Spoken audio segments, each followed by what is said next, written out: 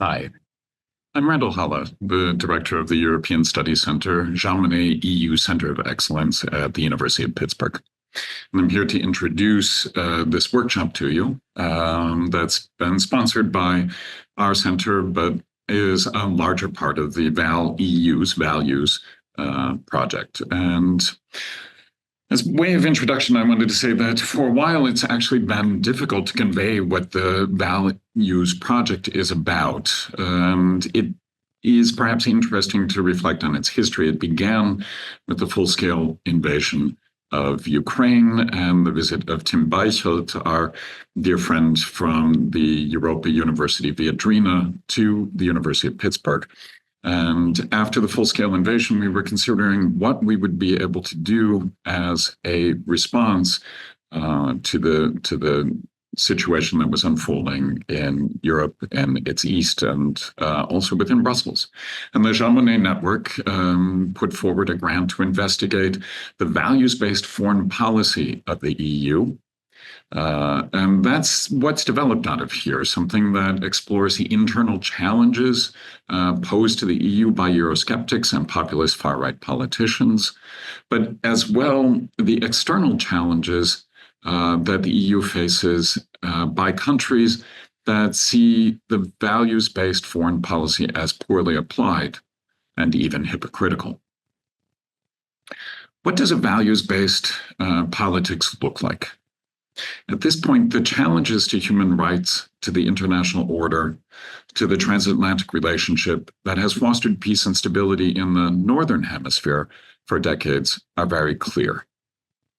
Geneva Conventions, Paris Climate Accords, the European Charter on Human Rights all make it clear that Europe and the EU have a great investment in values-based politics. Those names are associated with foundational thinking about the post-war international order and values-based politics. At the same time, the former colonized world has very real reasons to be skeptical because, frankly, the application of policies often masked as development aid, as international justice, have been hypocritical, uneven, unfair in their application.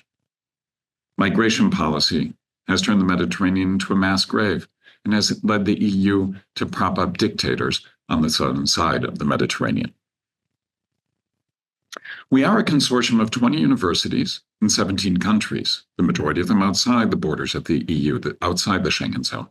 And we're charged to give input to the EU to actually help it live up to those values inside and outside the Schengen zone. Policy writing is one of the ways we develop this project. And many are interested in engaging in this workshop for an intro or a refresher of good writing skills in the policy arena. And for that, it's a fantastic possibility.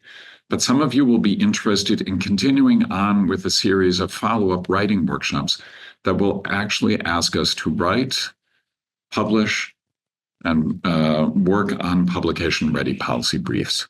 And this will be done step by step.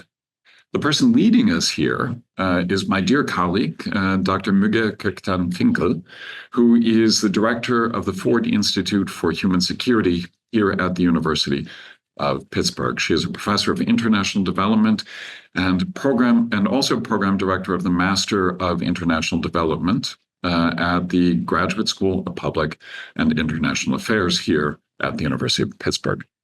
Prior to her academic appointments in GISP, she worked as a social development specialist at the World Bank for the Middle East and North Africa region, MENA, and consulted for the International Food Policy Research Institute.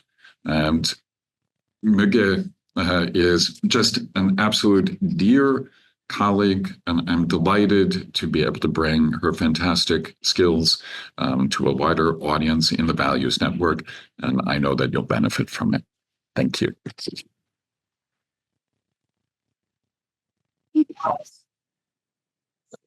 That's why I see.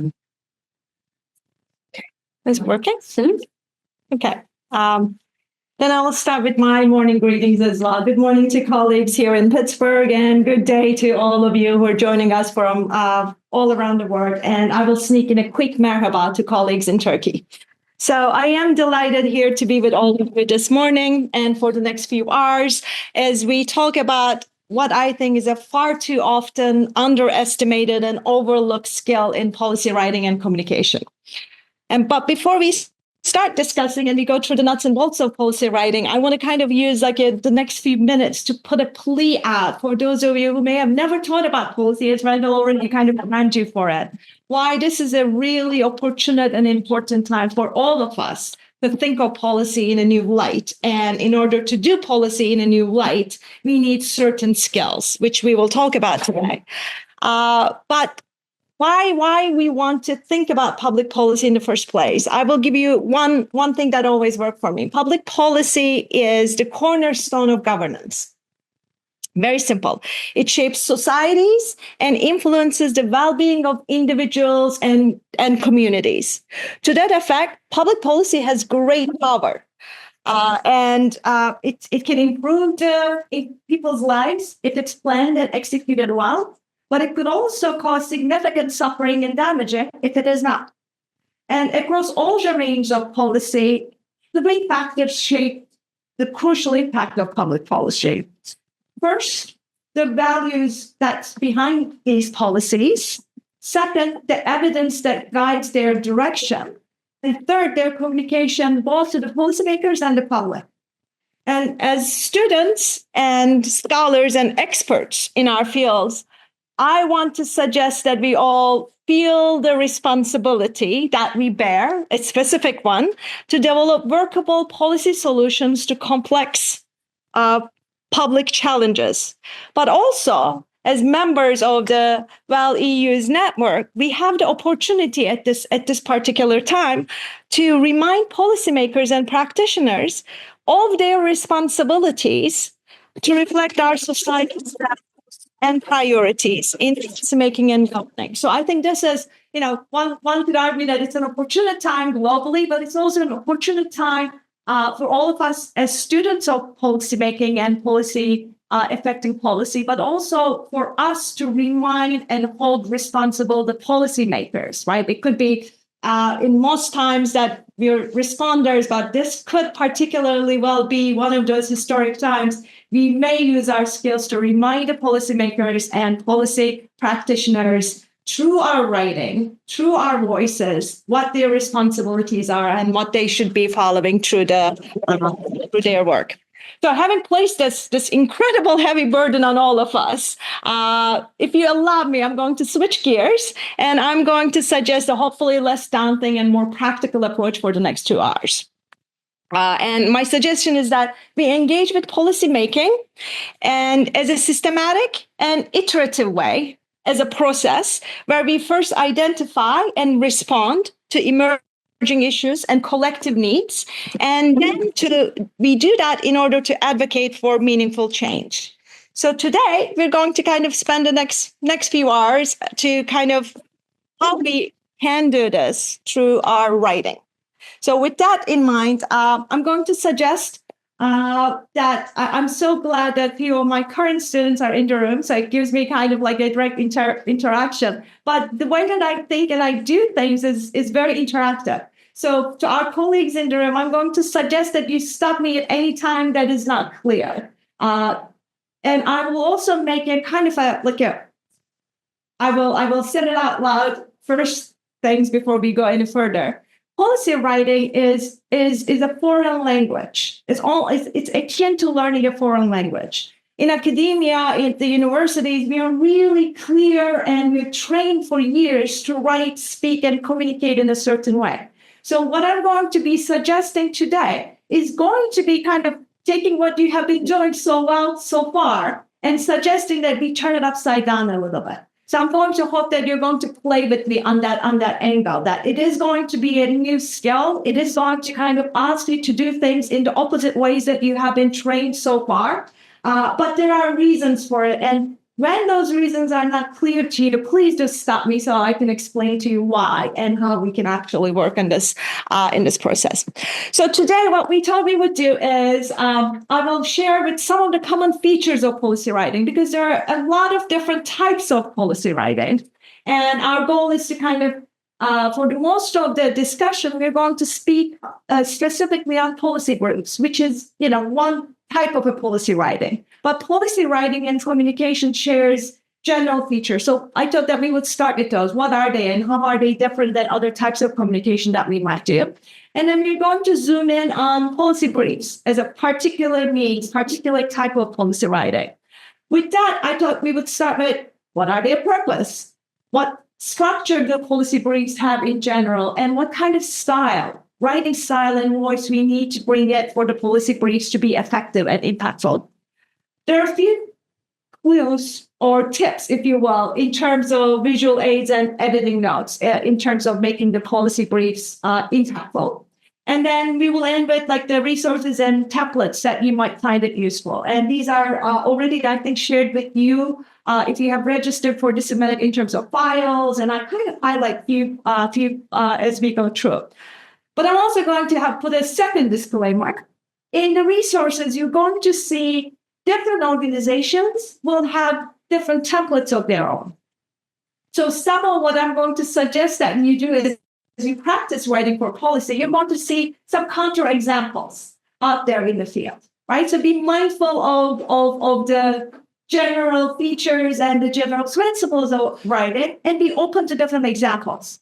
And ultimately, what really works is that you find your own voice and own style, right? It's what works. So I'm also going to end an hour or two from now. I'm going to suggest when you look at these resources, look at is which ones you find yourself reading more intentionally. What appeals to you, right? Visually. So adopt those design elements, adopt that voice so that we can actually use them to further your own voice and your own effect. First thing is writing for policy is writing for impact. I am going to repeat this throughout because this is a different kind of impact that we are going to seek after with our writing. And that's why it has different features and different elements, right? So when you start writing for policy, the first and the foremost thing, and the last thing you must think is that what is the impact that I am trying to have? So we do not write for policy to describe something.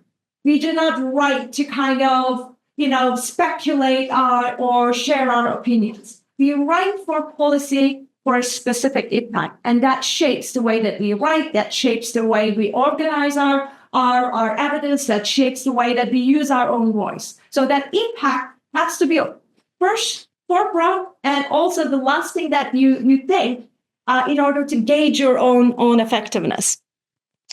How do we do impact? All types of policy writing, including the specific policy briefs that we're going to talk about, do one thing, and they aim for one specific thing, and that is to convince an audience, a group of readers, to make a decision. Right? It comes out as a simple fact, but it's actually when you sit back and think about how many other types of writing you have done in your lives in academia, and how that was not at all your concern. So now I'm asking you to think of when you start writing, you're thinking the one and the only important goal is I'm going to appeal to a group of audience, a group of readers, and my goal is to help them make a decision on a specific policy, whatever it may be. It's like a identified bunch that is available for all of us to take, right? It's if you're picking up a newspaper or just catching a part of the news, there's no shortage of policy issues that are out there that you can use this. We can do this two ways. One is we kind of call for a brand new intervention, brand new policy that was never thought about. You're looking at a specific problem that is happening in your backyard, in our societies, in our countries, and you're thinking this has to be the brand new intervention that is out there. Or you could say, the existing one is not working, so here is the change. But either way, the focus and the energy is on making a decision, right? So we're not thinking about status quo. We're not describing what is happening. We are using what is happening as a means to change. And the change can be both ways, like brand new intervention, suggestion, or it could be fixing the old system in some brand new ways. Pause just a second. I'm so sorry. That's what I'm trying to do. We could get out of the slideshow and then Let's try again. Sorry. pausing.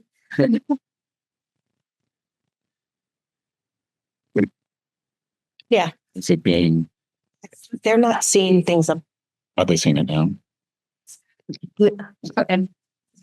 but this is not what they should. Oh, no, it is. No, but it's the inverse, and that's a problem. And so actually, she can still work at that one, but it's a common doing PowerPoints and also broadcasters. So if you want to get rid of that, then get out of this one and go shit. What is there needs to be changed.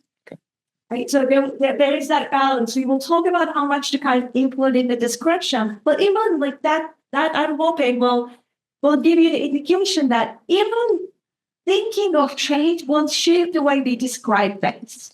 Right, so you're not going to describe a stale, constant piece. And where does it? Problem that needs to be fixed. So that description in and of itself is different than what we would have done.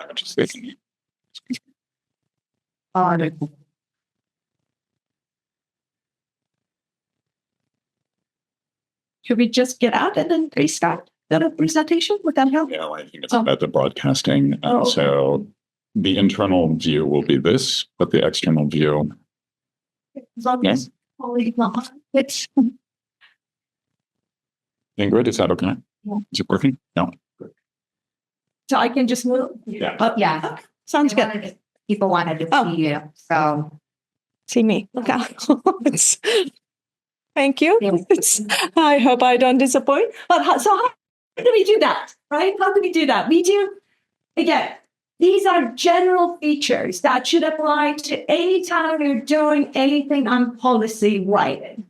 We do this by providing a summary, but a very carefully crafted summary of a complex problem and the process, and we kind of do it analytically. We'll get that place. But we all accept that the public policy challenges are superbly complex, and we have only that much time and space to do this right. So your first pick is it has to be simplified, and it has to be done succinctly. The second piece that is absolutely a must in all policy writing is that you need facts and evidence. Right? The description has to be based on facts, based on evidence, based on hard, real evidence. This is to say that there is no room for opinions. There is no room for beliefs in policy writing. And that is a student of policy writing, that is one of the hardest habits that I worked on to break, because it will creep in, I would say it is belief. So whenever you kind of catch yourself using those pieces, that is a red flag that we are somehow stepping away from that hard facts. And policy writing has no room for it. Right. And this is going to be an interesting discussion, especially in this forum, because we're going to say, how do we convince policy with certain values behind it? So, but even when we do that, the point is we will have to do it with facts. And the third piece is we need to capture some kind of alternatives. Policymakers oftentimes do not like to be told that there's only one way that they must do, right? That kind of underwhelms them or their presence. So we need to be offering different alternatives, and those alternatives also come through our description of what is happening and why it's happening, and then how we might fix it. So those three features are common across all types of policy writing. And I will go to this for a brief second. And when we talk about policy writing, we talk about policy memos. They used to be the meat and potatoes of the policy work for a while. We kind of stayed away from it. We have policy briefs, which are the most essential ways of communicating in writing policy stuff today. There are intelligence briefs that are written entirely in a different way for a different community. And there's a policy research papers that get a little bit lengthier in space. And then there's a policy concept papers they have even longer. Right? So you can think of these as like getting longer in length, but they're also, each one of them has different structural pieces, yet they all share these three common elements, right? Whether you're writing for the intelligence community or whether you're writing for the climate change, you must still follow these features, these characteristics of policy writing. And the last piece is policy writing. Think about yourselves as part of the scholarly community, right? When we tackle issues, when we write research papers, when we write theses, we have like this general understanding of an academic community in that. Writing for policy, I'm going to ask you to set that community aside. I'm going to suggest that the one way of writing your most impactful is to understand your audience. And that starts with who will read my policy brief. And most likely your policy brief will be read by a policy maker or a practitioner. And those are different kinds of people. They're different in the sense that, one, they are the people they're charged, right? Their job description is about doing a certain policy. They're tasked with it. So they're responsible, or they're particularly interested in formulating or influencing a policy. Another way of speaking of them as our audience is that they have a stake in whatever policy that we might be thinking. Like immigration policy, you can immediately think about who the stakeholders might be, right? And then you start thinking, who are the people who are going to be ultimately making the policy so I can direct my policy writing to that group, right? So that's one of the ways that we are also different when we talk about policy writing is we start with our audience. So before you sit down and write, the most important research that you need to do, okay, I do identify a problem. I am passionate about this problem, and I think I have a couple of options, but who would hear me out, right? Doing that kind of background research and understanding who could your policy brief once it's completed can go into changes the way that we write. So that's an important piece.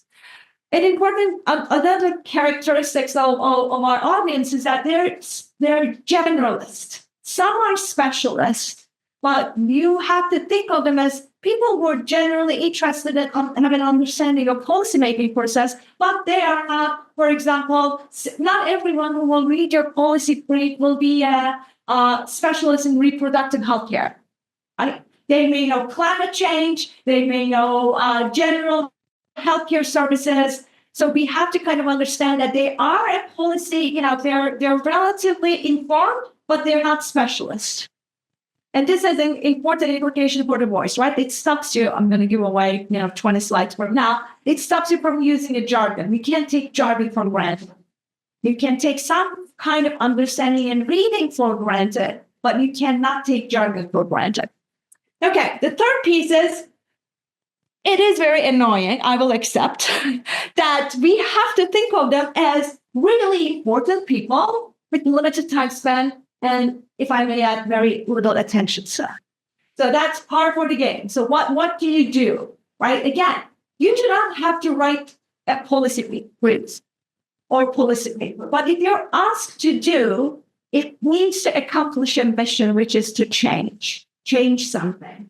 And in order to do that, it needs to reach the right audience, right? So for better or worse, we accept that the people who we want them to read in order for them to act on our issues are important, are very limited in time, and scattered attention span. So that will have to change the way that we write, right? So, for example, they're not going to read your 5-page introduction. As well prepared as it may be, as well researched it is, this says, no, it's not going to happen, simply.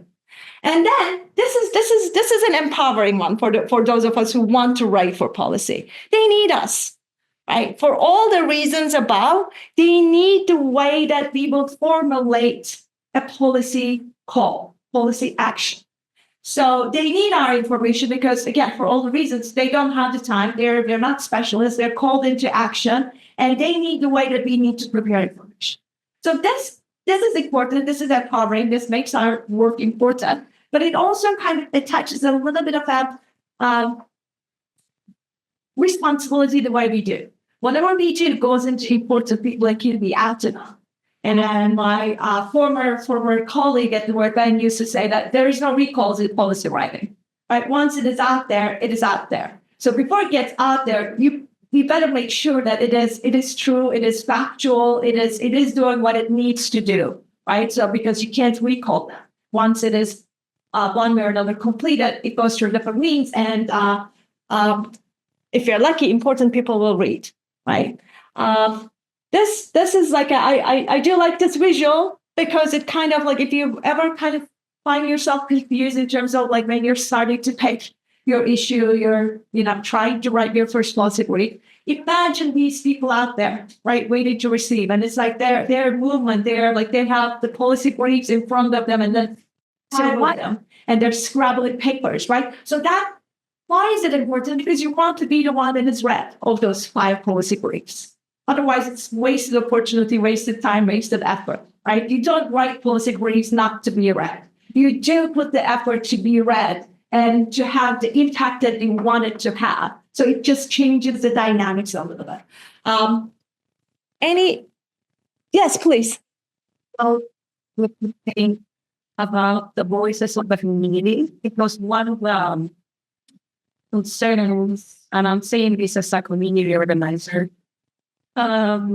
is the view that policymakers just write from the desk, and they are not involved sometimes, or many times, they are not connected to what is happening. We know that the community aspect is complex, but in which of those we can see the excellent part. Policymakers often don't write themselves. Right? So the briefs and examples that you have, for example, are from NGOs, international organizations, and community groups. So what we want then is to hear us. So this is a powerful mechanism for community organization to use to speak the language that policymakers and practitioners are comfortable in. Right? So it doesn't stop from voicing the way that you as a community organization, you're seeing a problem entirely different. This is the way to kind of make that articulation in an impactful way and get into their top tier readable list, right? It doesn't kind of limit who does it, but it structures who do you want to reach. You oftentimes are going to see that these, Brookings Institute, right? They're not policymakers, but they're influencers. They have made themselves a name as like they do right by getting their facts, being objective, starting to kind of put information out there, which then they hope congressmen do pick it up and read, right? So this is kind of that piece, if you will.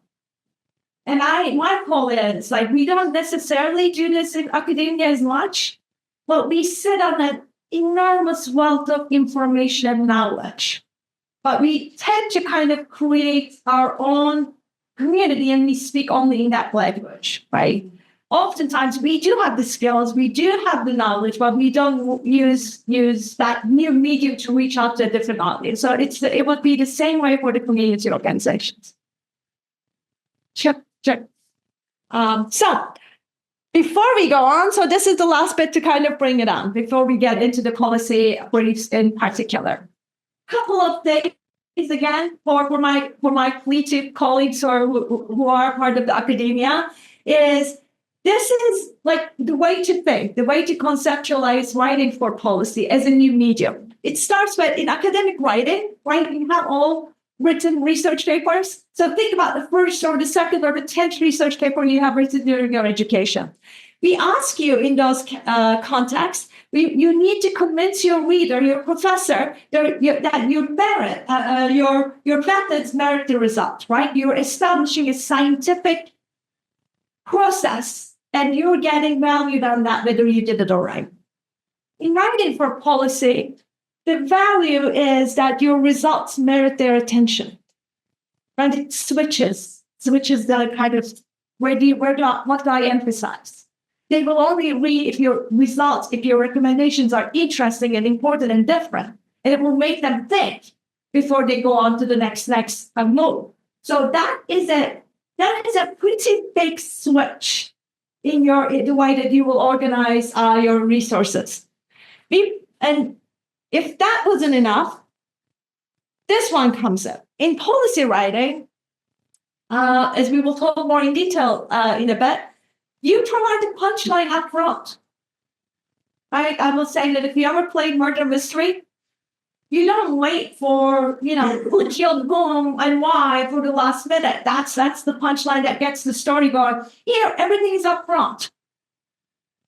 Finkel did it because, right? So that's often is the first sentence, because your goal is, if the person that I'm trying to reach will not read anything else, maybe they will hear who did what when, and they'll say, "Oh, this sounds interesting. I will read the rest." Right? Again, I'll encourage you to think about your academic writing. Like you train to kind of start with an introduction, start with the literature review. We kind of find the gap then where the research is missing, so we kind of craft our place there, and then you tell the audience how you collected your data, what you did with the analysis, and comes to conclusions in the last end where someone says, "Oh, this is what this paper is all about."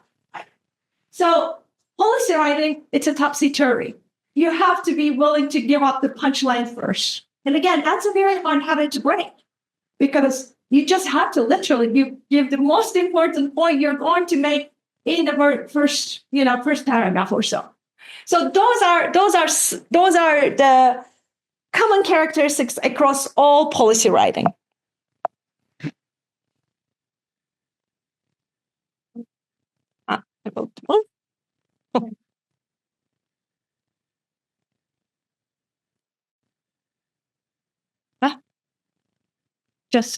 Okay. Again, these are some of the parts. Thank you. Some of the different ways of writing. If there are any questions, I'm happy to kind of just tell you how different they are before we move on to the policy grades. Yes, please. Can you talk a little bit more about the policy research paper? Okay. Policy research papers are, remember I said it's not all the methods. It's if you go, it's like if you think about the policy briefs that we're going to talk about, policy research papers are extended versions, but they are more concerned about the field of research on that particular policy, right? They kind of like identify in what ways the research for bringing greenhouse emissions were down, and they kind of articulate it. And the idea is to further the research down the line on that particular policy. So they're like in size, they're longer, right? They're akin to a research paper, sometimes 10 to 15 pages, but they're more heavily on the research and the state of affairs on this particular issue.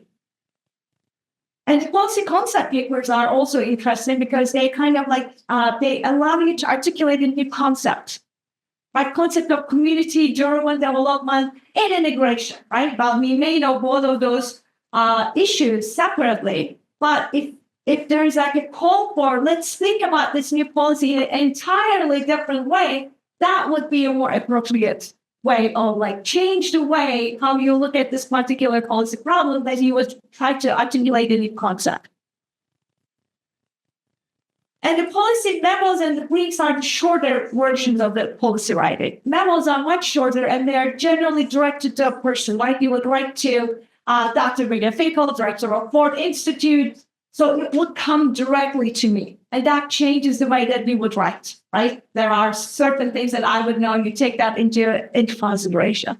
Whereas policy briefs, as we will talk about, and they're increasingly the most common ways because they hit the sweet spot, right? Hit the sweet spot because they're, again, by institutions, they're going to tell you either you have 3 pages or 5 pages. They may dictate the length, but they hit the sweet spot because they ask you to articulate a problem really effectively, provide some alternatives, and get a conclusion of a recommended course of action. So that seems like even the most busy policymakers have time to read it. Please. I'm curious about the mode of distribution for policy briefs. So is it the case that if we're thinking about Brookings, it's an established voice in recommendations or briefs, so they just publish, right, or post on the website, or perhaps have a subscription or relationship with particular policymakers. But for other groups, are there particular calls that look for briefs, or is it more that there's a diluted, have you centralized distribution mode? Excellent question. And I will kind of like take my own medicine. I'm telling you upfront and central because the answer is on slide 57. Right, where do we go? Right? Where do we go with the policy brief? Fine, we run it. There are multiple ways that it gets distributed. But what we are kind of getting is like most of the most respected and utilized, impactful, I will use the word impactful, policy briefs are part of the series. And the credibility is it comes through the institution. But every one of them is started from someplace, right? And then you see that an organization like the UN may not have had a policy brief on climate change before, and all of a sudden they started a little series, right? And then they articulate a template, and then you put out series, and then if the first one is read and the next one is read a little bit more, PICS can put out, the EU Studies Center can put out a policy brief series, right? You're right that they're most effectful if they're part of a series as opposed to an island on their own, because they utilize the credibility of like the environment. But there are other ways that they can be used as well. So if you're with us for another hour and a half, we'll get to that. But if not, just remind me and I'll give the upfront first. Okay, other thoughts? So because what we're going to do now, we're going to dive into one specific medium, that is the policy briefs. And we're going to talk about purpose, structure, and the style, and trying to stick to that very same order. And you're going to hear me repeat some of the common features because they're common to policy briefs as well. I don't know what I am, and maybe I'm not close. Okay. Policy briefs are a different type of writing. So why do we write policy briefs? It is the brief part, right? It is when you are asked to summarize a complex problem in a brief, succinct way. My students heard this story that my first job after I finished my PhD at UVA, my first real job was at the World Bank. And my boss would say, come and tell me what's happening in Yemen among the youth. And I would just spend hours writing these beautiful 10-page, which was like short, right? I just completed 400 and some pages of a dissertation. And I would come with this succinct summary of it, and it would take one look. And I'll never forget, that's when I actually realized the power of the red markers. I was like, I need 2 paragraphs. How the community and the youth and women, it got such a complex, like I would take offense on behalf of the issue that I was asked to present. So there's that constant fight that you have to do. And if I may say, when you are editing yourself and when you're able to, when you're able to part with your dearest sentences, then you have arrived at post. And it is really hard because you think part of your brain says, oh, this is beautifully stated. And that other part said, well, is it really necessary? No, it's beautiful, but know that, excuse me. So that's the first one. It's like the brief should tell you whatever you're doing, we're summarizing a complex issue. And again, that you're doing it because advocate when to make a decision, right? It's not, I'm summarizing anything. I'm summarizing an issue that will lead a decision that is a change in policy, one way or another. We do not write policy briefs describing a policy issue as is that, right? If you're happy, you wouldn't write a policy brief on a policy issue. You will only write a policy brief on a policy that you think is not right. Right. It's not going in the right way, or there are better alternatives that people are not discussing. You would do it to change something. So it is a targetful or intentional summary in that end, right?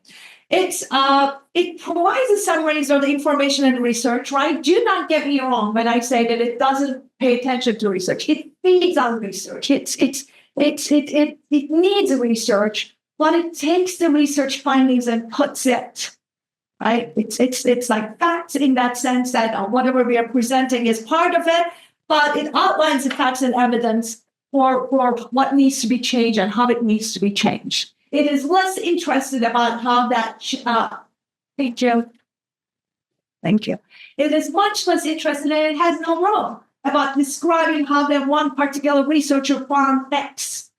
It moves straight that this research found this and then moves on, right? It does a necessary citation, so it is credible, but it's not about how did they collect data over how many years, how many community groups did they talk about. So none of it is necessarily part of the brief. When we're thinking about this, is it fair to say that the emphasis is on writing to make an appeal for the audience to do rather than necessarily to learn? So there's learning in the background, perhaps. Absolutely. In brief, absolutely. But the emphasis is on absolutely. You are advocating for it. That's why, I mean, you never advocate for status quo, right? It's like status quo is good. Then it's not an impetus to write a policy brief. Unless there's alternatives to the status quo people are discussing, and then you're saying, no, that policy, if it gets into effect, is not good, so we must keep the status quo, then that's a moving target. So absolutely. You only write for policy briefs, and I'm going to suggest when things are urgent, right? Your policy brief, and that's why it has to be timely, relevant, and urgent.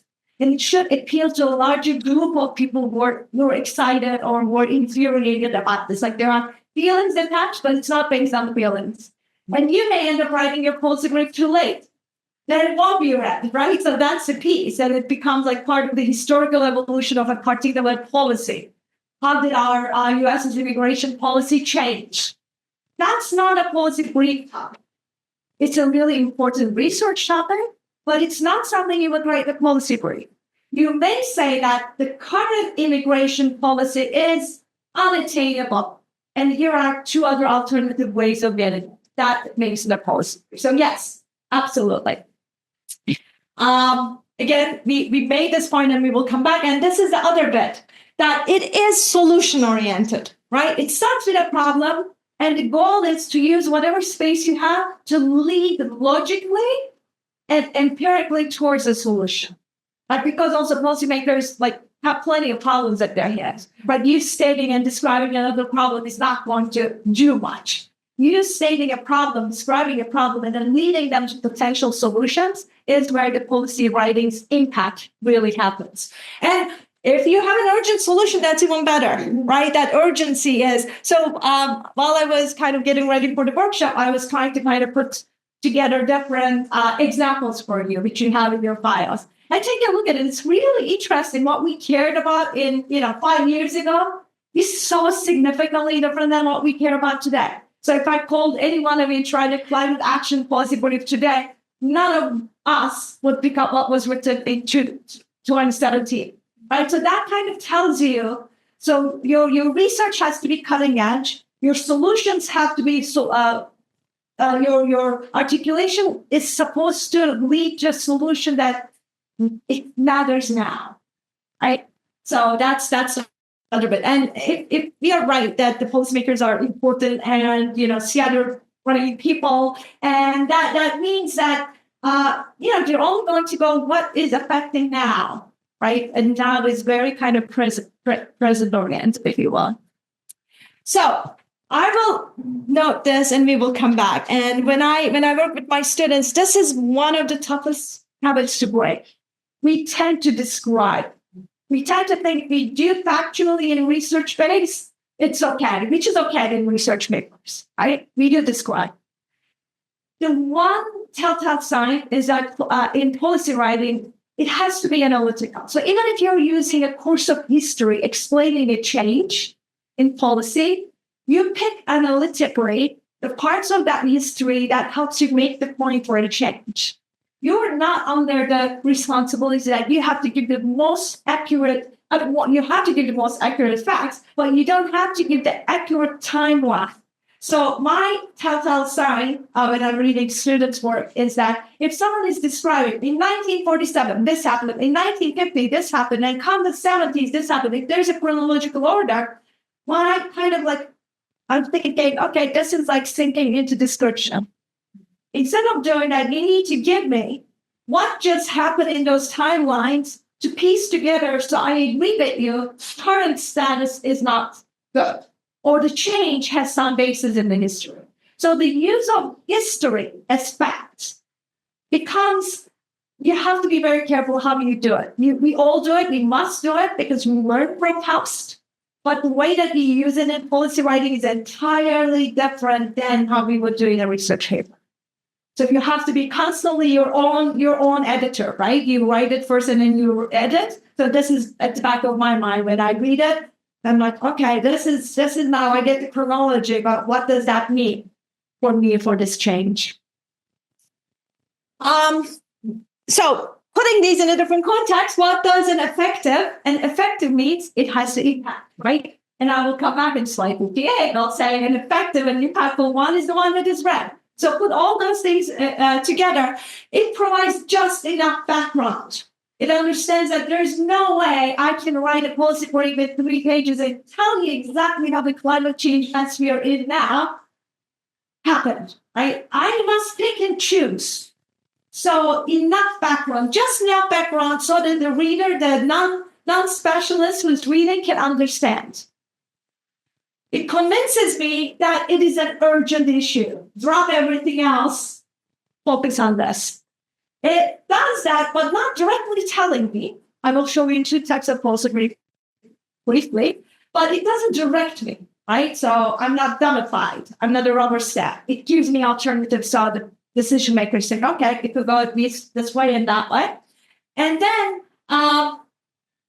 but it supports a specific direction towards one particular set of recommendation as well. So generally, it doesn't leave you, take your pick, right? Nuclear warheads, submarines, take your pick. They're all equal. So that is less of an effective policy brief as well, right? So, okay, I got it, but I'm still not in that making the decision, right? I need one more nudge, but submarines are so much more costly, right? Like I need one more set of facts to kind of use that policy brief in the most effective way. And again, it focuses on the beginnings, not the methods, right? They want to know what you found and what you're recommending, right? Those are their top lines. So one of the things that we need to kind of establish is that there's far less.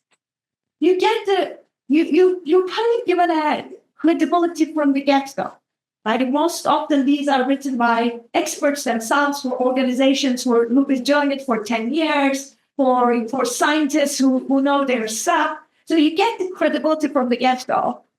But you still need to kind of explain what you're recommending. Where's that coming from? What's behind that particular set of recommendation? Okay, here are the 2 types of policy briefs. One is the advocacy brief. This is mostly used in most, you're all going to have access to the slides, right? Yeah, you're all going to have access to the slides for briefs. The advocacy briefs are the ones that does everything else we're going to talk about, but advocates for one direction, right? I don't know why I'm using where submarines and foreheads. And that's not my area even the least bit, but go figure. So it's that way. The advocacy brief said nuclear submarines are more climate friendly. Right? So it's just like leads the one more nudge. It gave me alternatives and then leads one more nudge. The objective briefs are the ones that most intelligence briefs use. Right? If you're giving intelligence briefs to CIA, right? You're articulating, and the burden to choose falls on the next person who reads and whose job is to decide. So intelligence briefs are a good example of why they specifically prefer objective. But for most other policy briefs, we write in the sense that you're going to see it's the advocacy brief. Like we articulate different alternatives, but the brief kind of ends up like there's a recommendation section. That's exactly what it does. All those, here's a course of action that will get you fastest to where you want to go. Any questions on the structure before we go into instruction? Okay. And again, if it pops up, just please bring it up. So this is one I kind of like, and it kind of holds you. This is always on my desk when I'm writing a policy brief or I'm grading one, right? I kind of like hold, because you get caught up in a well-written piece, you have to kind of have your own little markers. And in academic writing, again, we have all of these, we have room and we are asked to do all of these properly. In policy writing, your motivation is the policy brief already, right? If the policy brief itself is not the motivation, I don't need to explain, right? Climate isn't on fire. There are like wildfires happening. So if that is the motivation already, that doesn't require space in your policy brief. It requires an explanation and description that we will get to background and context, but it doesn't need the motivation, data, methods. You go into the findings and you do discussion and implications in different order. But again, please don't. We all start with a problem. And then the goal is to lead with a solution, however pages you're allowed to do. Right? Again, that's often by the institution, by the series, it's dictated. They give you words, they give you page limits. So however you may have, your goal, your starting point is the problem, and your end point is the solution. And it follows that, and the logic has to be there to follow it. So again, you will have different examples of these. And you're going to say, during the discussion, she said X, but here's an example that does differently. So give me that much of a leeway, if you will, because there are these different organizational contexts. But every part of every policy brief has to have certain parts. They may label differently, but they have to have the first page is the first and fourth of the policy brief is a title and is an executive summary. Shortly, I'm going to say this is the single most important part of your policy brief. Even if it's 3 pages, that's the only paragraph most often will get read. And if people don't find it interesting, they won't read the rest. And that's why upfront first is going to be really important. We tell the murder mystery right there, right now. Hope that they will be interested and read the rest. But that is the external facing page. And after that is the body and the context part. This is where you were talking about like how much to give. You're limited by some structure, right? If you have like only 2 pages, then you can only write maybe a paragraph. If you have 3 pages, maybe it goes into 2 paragraphs. But the body part is where we talk about the problem and we contextualize the problem. Right? You can't think of it. I tell this to my students and then I warn them immediately. You can't think of this as an introduction. But if you write it as an introduction, then it's doomed. Right? It's like, because it has to do something in its entirety. It has to describe what the problem is and why is that a problem. So it has 2 questions it needs to answer, however you shape it. What is the problem and why is that a problem?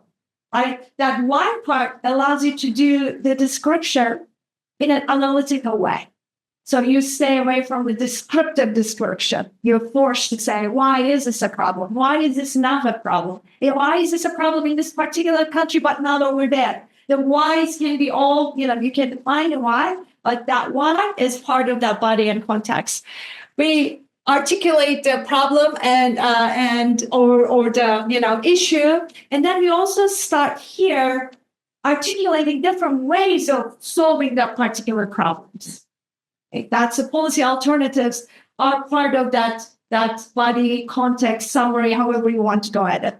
And I hope you see because if you see this as an introduction, you see that it's not going to work, right? It's like an introduction. We don't do whys. But here I'm asking you to put the why. Why is this a problem here?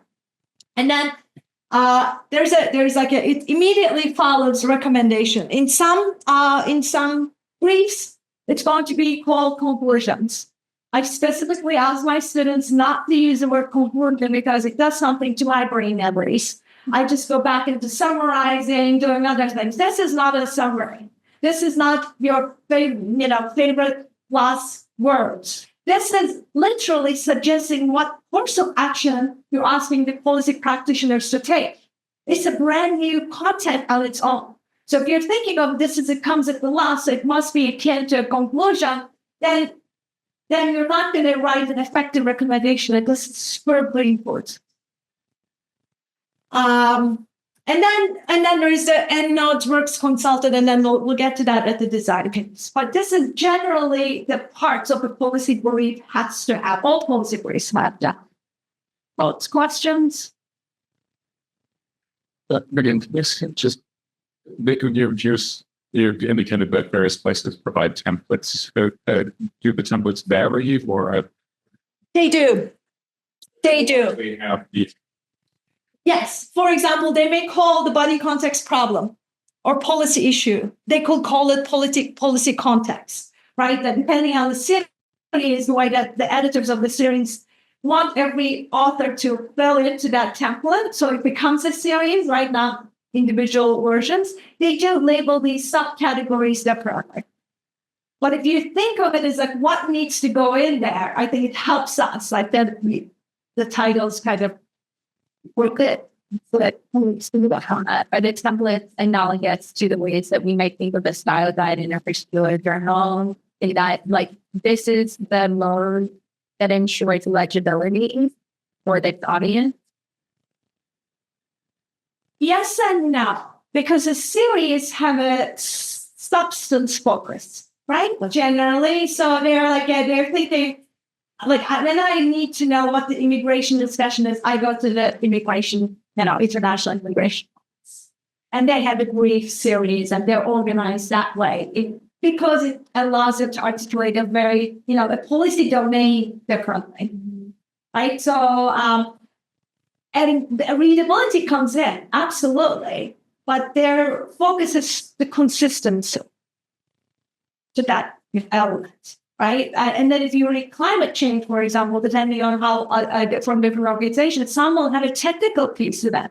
They want you to talk about what they mean carbon exchange, right? So even though I'm going to suggest that we stay away from jargon and technical descriptions, some briefs will say, no, we made an editorial decision that if you're publishing with us, you must have this like technical piece right in there. What it is. So that will happen. Yes, please. Often like what you were just saying, and maybe you already clarified this with your writing policy briefs. Let's say there's a situation where you have to use what you call variant anyways. Is it like appropriate to like contextualize what you have like at the top, maybe before your title or executive summary or anything like that? Not before your executive summary, Okay. right? Like executive summary is the fresh sentence just has to stand alone on its own. But you may. Right, you may. I can see it, but my word of advice to my students is that there's not a single jargon we can not do without. Like it's like if you think a little bit more carefully, can you just use it so that I pick it up and I'm getting it? That's the basic method. But again, if you must, then there is room, and then sometimes it goes with the end notes. At the end, like there's the first thing is like this process is I don't know. I'm not really clear. Stop. I'm talking about this is how the fusion happens, right? It's like I can't explain it throughout the policy brief, but here is like the formula for this is. I can see that it is far less common because if I am having this kind of effect, like the policymaker who is sitting there and whose job is to go up and down, and we'll have it.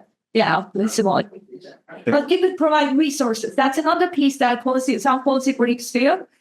Suggested reading, right? Like it's like if they lead you to a more, I can't give you all the facts, all the research on this, but here is a good way to go at the end. Does that? Yeah, that's. But I'm sure, like if you kind of go to the resources that I provided, you'll find one, and you'll say, "Well, she said that's not that answer too." So I am telling you, there will be exceptions in my rules. I was just going to say, I have to. We'll got that note to your list like I will offer and stumble on it. So you think you're well, we're gonna have to. So if it's important enough to get the ender, it should be in the body lines. Otherwise, it can go. And I think you don't want what Müge is saying about high attention span. The minute that person has to look at the bottoms of the page, you'd like to pause. Yeah. So there's always a way to kind of reduce it down to like a digestible level for the average reader. Right. And it's a really good test. Like the few organizations I worked outside the University of Pittsburgh, this is common piece. Like if I were to write a policy brief for the social development group at the World Bank, I would just ask an economist colleague, if we take a look at this, right, like someone totally off the street, basically, and say, is this kind of clear? Because I'm looking at the folks with science then, and he or she might come and like, yeah, no, yes, no, yes, no, yes. So that's a really good medium. But you did the random list piece. And I encourage my students to kind of like share, because we tend to specialize in our language and our area of expertise, and it comes as a second nature. We don't even realize it's a jargon for the rest of the world, right? We drop these things, we make references and use acronyms, and a person who's not have that same specialty training won't get it.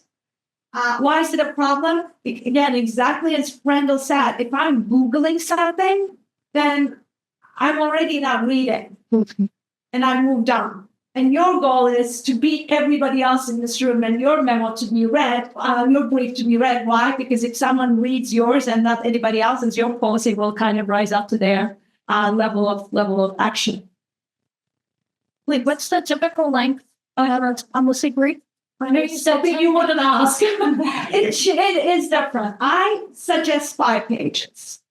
Right? When I do it, because in my mind, it feels like the practice is a good way. You will see there is like I believe it is the EU Commission has like 9 pages, right? Like I would call that, for example, policy research paper, right? So it's like about they call it the series. So it is very much institutionally organized and templated at some point. The design that I'm asking you to pay attention oftentimes will be given to you, right? You're just making sure that you edit the word count and etc. But a 5 page is a good metric to start with, right? If you're not doing, because we need 4 parts, that's a reasonable space without playing with the font sizes. So if you do it, then you can actually add some visuals, boxes, and other stuff to kind of make it more attractive. What do we have? Yes. Double space or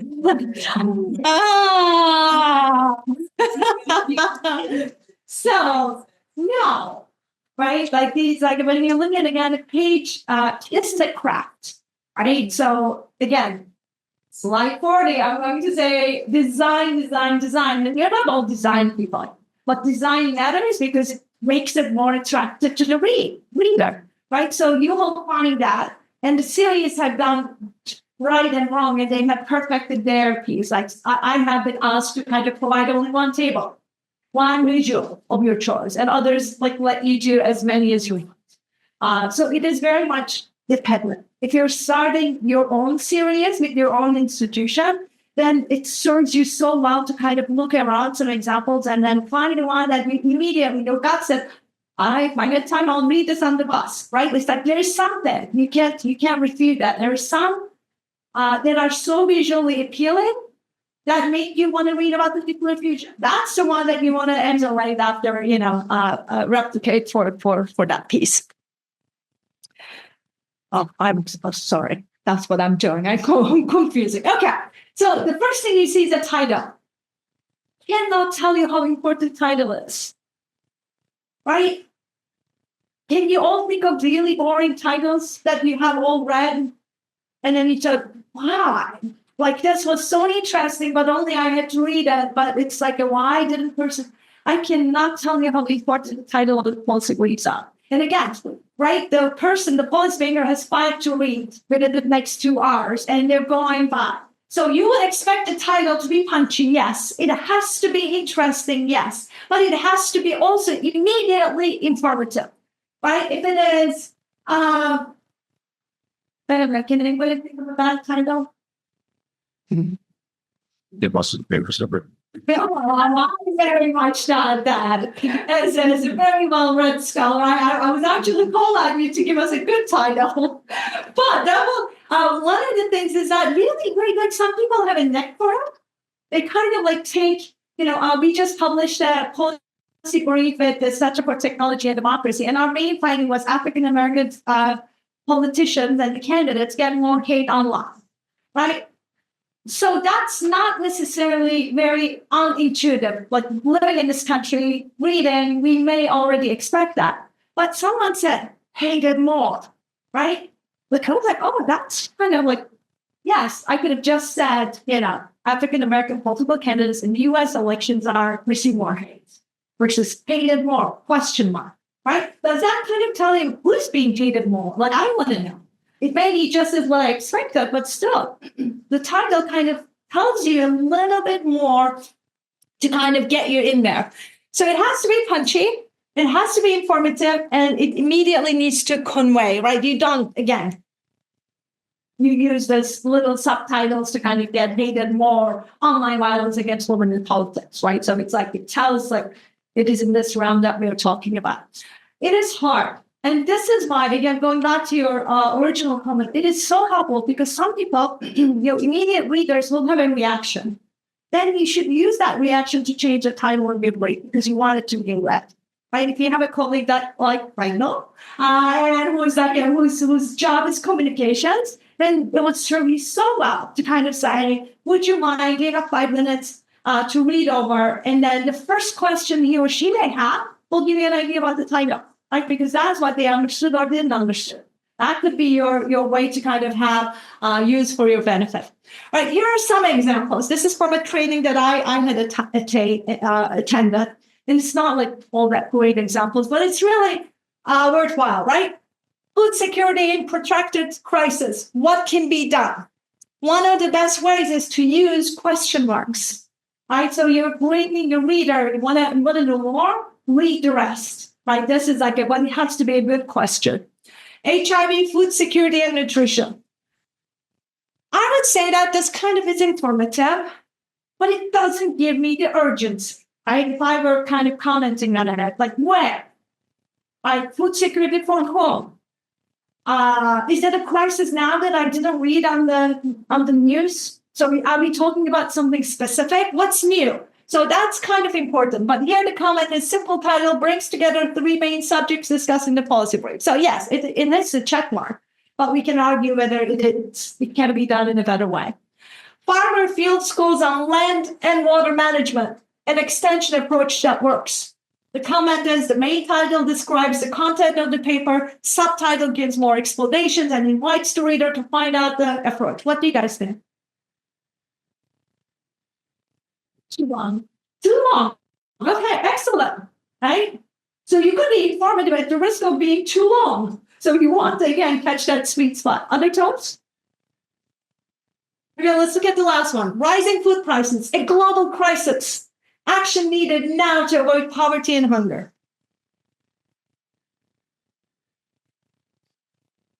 One could say AIDS, right? It's $6 a quarter. Yes, please. Which because I think it's effective up until like the first half. I think it gets still too long after like. Right?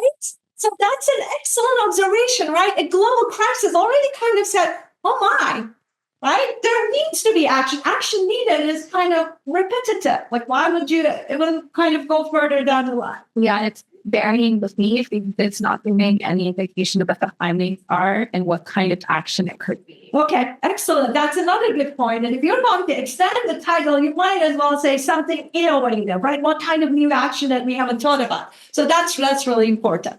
But you see, you play around with the titles and to kind of don't title your title first, your brief first. Wait until you kind of write the whole thing. Just like circulate around, have a wording title, and then I think to me it always served, right? I don't put myself in the pressure of finding the most exciting title they want, because if I'm doing it, I'm not writing the brief. So I'm going to say, okay, whatever it is, it's like gender equality in public administration. Does it get any more boring than that? No, right? So I will wait for that until I kind of like go out and ask a colleague. And then I see what's the first thing that kind of they get out of it. And then can I use it as a more of a, so, and then I change it into, look for women in leadership positions. Question mark. So it's like you learn that craft a little bit as the more you do, but I cannot emphasize a good group of colleagues. Your classmates, your teachers, your colleagues, they're your best advocate to make your policy impact, more policy bring more impact on. Next in line is executive summary. I would like to describe the executive summary as the heart and the soul of your policy brief. You actually have to go in, finishing your policy brief, thinking that no one will read more than your executive summary, right? So there are two ways. Once you have that pressure, you either tend to write a giant executive summary because you want them to read everything, or you kind of shrink and you say, okay, you're going to read 10 more of these today and 3 things I want them to remember, right? And that's where self-editing is a very hard skill. You have to parse it because in all likelihood, you spend 6 months researching, learning, understanding, and you have something to share with the rest of the world, and you're self-editing which one is the most important one. But you must do it because that's the definition of the executive summary. It's comprehensive, succinct. I get the problem, but I also get the solutions. It grabs the reader's attention and gives away the punchline. That's like what I have in the executive summaries are going to be my conclusions. Like when someone reads my executive summary, will know the problem, will possibly know the alternatives, but most importantly, they will know what my 5 pages will recommend at the end. So that's the punchline first. So that's one example that you have in your resources from the European Commission: loneliness and social media use in the European Union. I just read it because I thought kind of was interesting, but then I ended up saying, really? It's like, right? It's like from a communications perspective, could we make this like more, like you can see that we would want to read it, right? Because it's appealing to all of us and the social media and the loneliness, but it's just such a blah, yeah, if I may. I hope the editors are not. And the point is to kind of more can be done. But you see that it does certain things. And again, every example I put there, I didn't put there because I think they're the best example. So please keep that in mind as well, right? There's some form of an example of an executive stuff. I'm going to suggest that you write this last, never first. This comes last. We're looking at the chill, you're going to be writing something similar, so I'm reading, write it last, please. I want to say that when students come with very complicated language and say, what's a complicated issue? I say, I'm very grateful for the research that we've done that gives you convey clearly and succinctly, and I know that you have understood it and can actually bring the message forward. That's important. So it's not that the research you've done is unimportant, but to be able to get the clarity, you need to have that behind you, but you also need to come to something. Absolutely. And that is such sage advice. Yeah, I'm looking at the tape. Oh, my students, right? One of the things is that we're in a definitely capstone. They're not writing policy briefs. But the idea of like articulating a problem that you are so passionate about, that you did your research and you care for others to know, so something changes, you need to state it as simply and clearly as possible. But you are, because it's the benefit of being in a great university, you're all super intelligent. Your minds are already trained to think in complex ways. So I'm telling you, give me 2 sentences. No one can do a 5-sentence problem description, right? Did we see that? Mm-hmm. And everyone wants to kind of start with, but this is what was happening and how I got to this. But I'm like, give me the 5 words, like 5 words. And then we go to 3 sentences. And it's really hard because and then it's because our minds are really good with these abstract concepts that we read, we understand, and then we use it. But it doesn't mean they're transferable to action. For me, as a gender person, anytime, again, I hope I don't kind of offend any in the audience, but this is my personal shit, if you will. Whenever I hear empowerment, I believe it, I work for it, but I cannot visualize it. Right? And I cannot, like the trained scholar in me, I always say it, that the visual of an empowered person that I have is different than what you have. And that makes it a concept that is not actionable. Right? It's like, because I can't control the visual images. So there are these concepts that we all work in. And, we agree on the little bits to pieces, but empowerment makes me incredibly nervous, even though that's what I want to spend the rest of my life doing it, right? So policy writing, in academic writing, in theoretical writing, you have more space to bring different pieces together. But empowerment per se, as an example, is far harder of a concept to write a policy brief on. Right? It's like, it's not a concept that is uniformly accessible. Mm-hmm. So you have to, does that mean we don't do it? That means you have to find a different way to describe the problem, avoiding that concept. Like I look to be very effective in the ways that I connect to the relational concepts rather than the signal or the particular action. But I'm taking in relation to this theories and the values instead, because that is such a complex, multi-area, multi-linguistic, that gets about informing the policy, that pulling away from the relational and the abstract allows us to really focus on the action. Yes, very true. But also I would put it back and say, for example, there's some values, right? Human rights is far more concrete.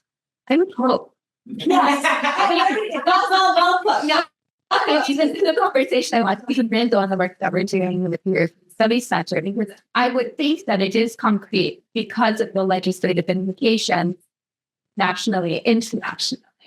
Right, and I'm coming from an entirely different perspective. I'm like, we have it weight, a certain rights, uniformly, universally. We may debate the value in context, but at least there's some kind of an established norm. Yes.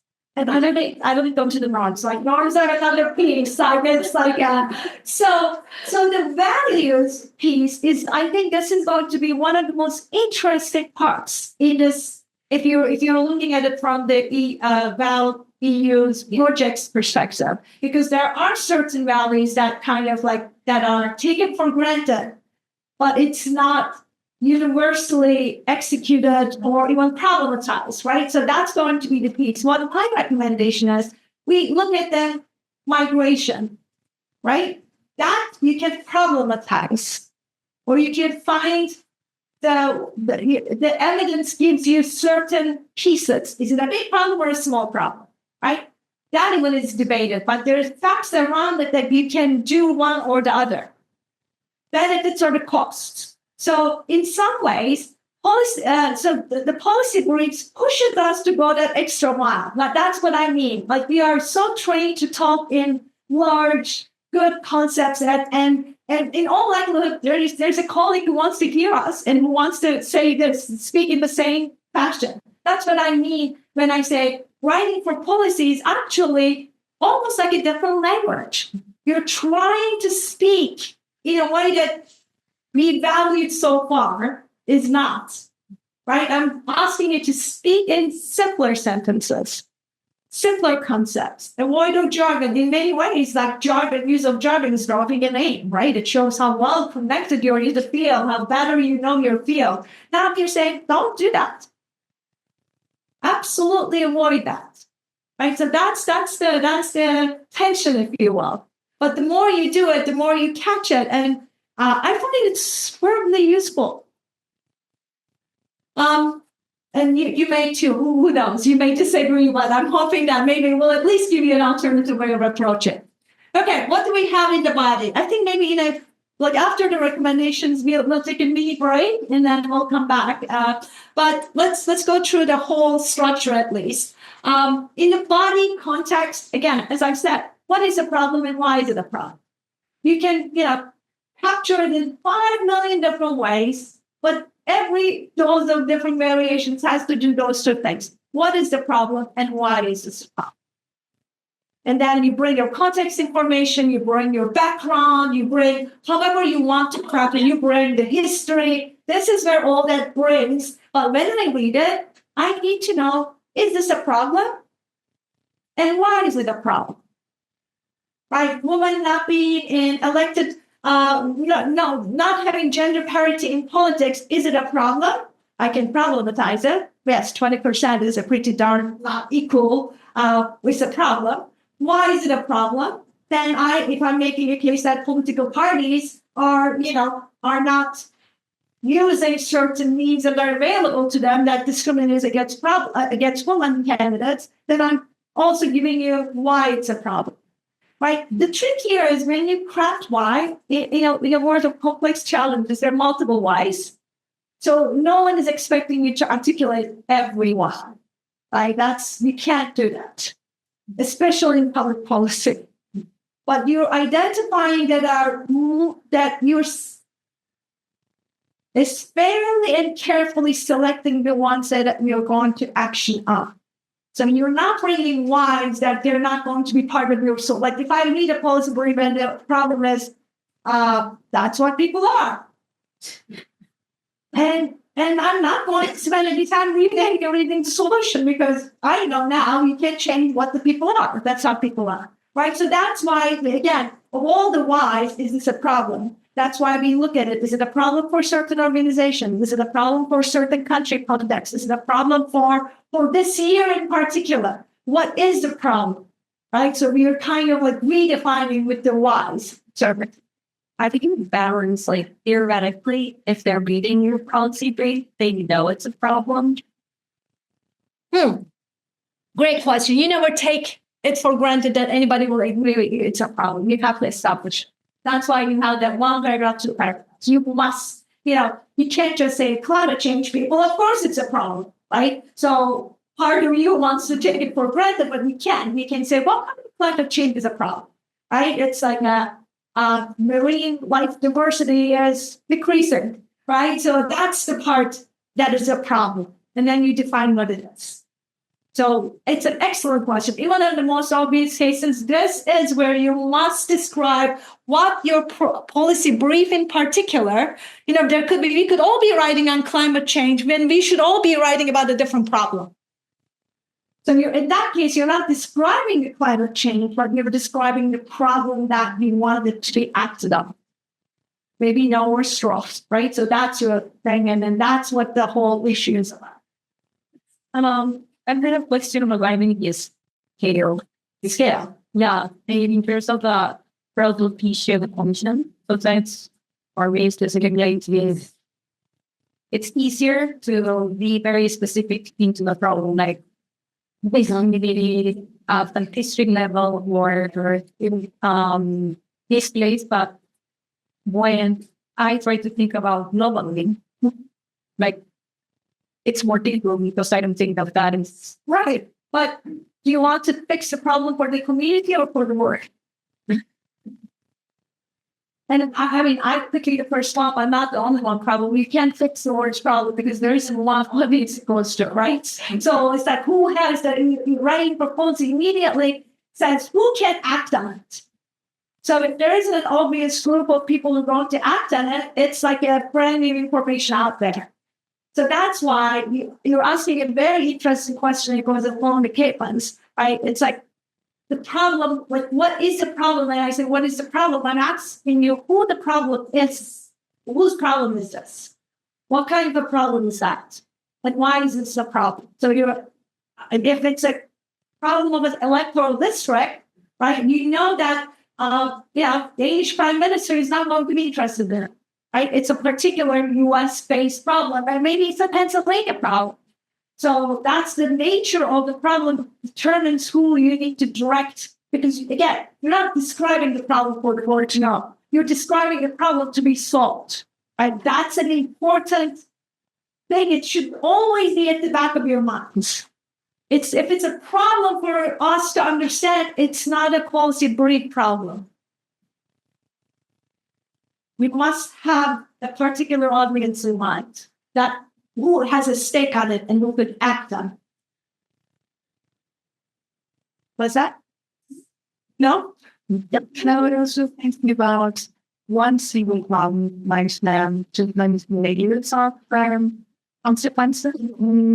Take body running. So about let's say gender social violence and that, right? Yeah, and you have to have economic results, but you have to immediate impact on family security and education. So the why, I think, particularly difficult to define because you can have one single very, particular problem, but absolutely. But you're already assuming you can't solve all the problems, right? You're saying that this policy belief, and there's always a kind of a disclaimer-like sentence, right, to protect yourself. This policy belief is about the economic impacts of gender-based violence.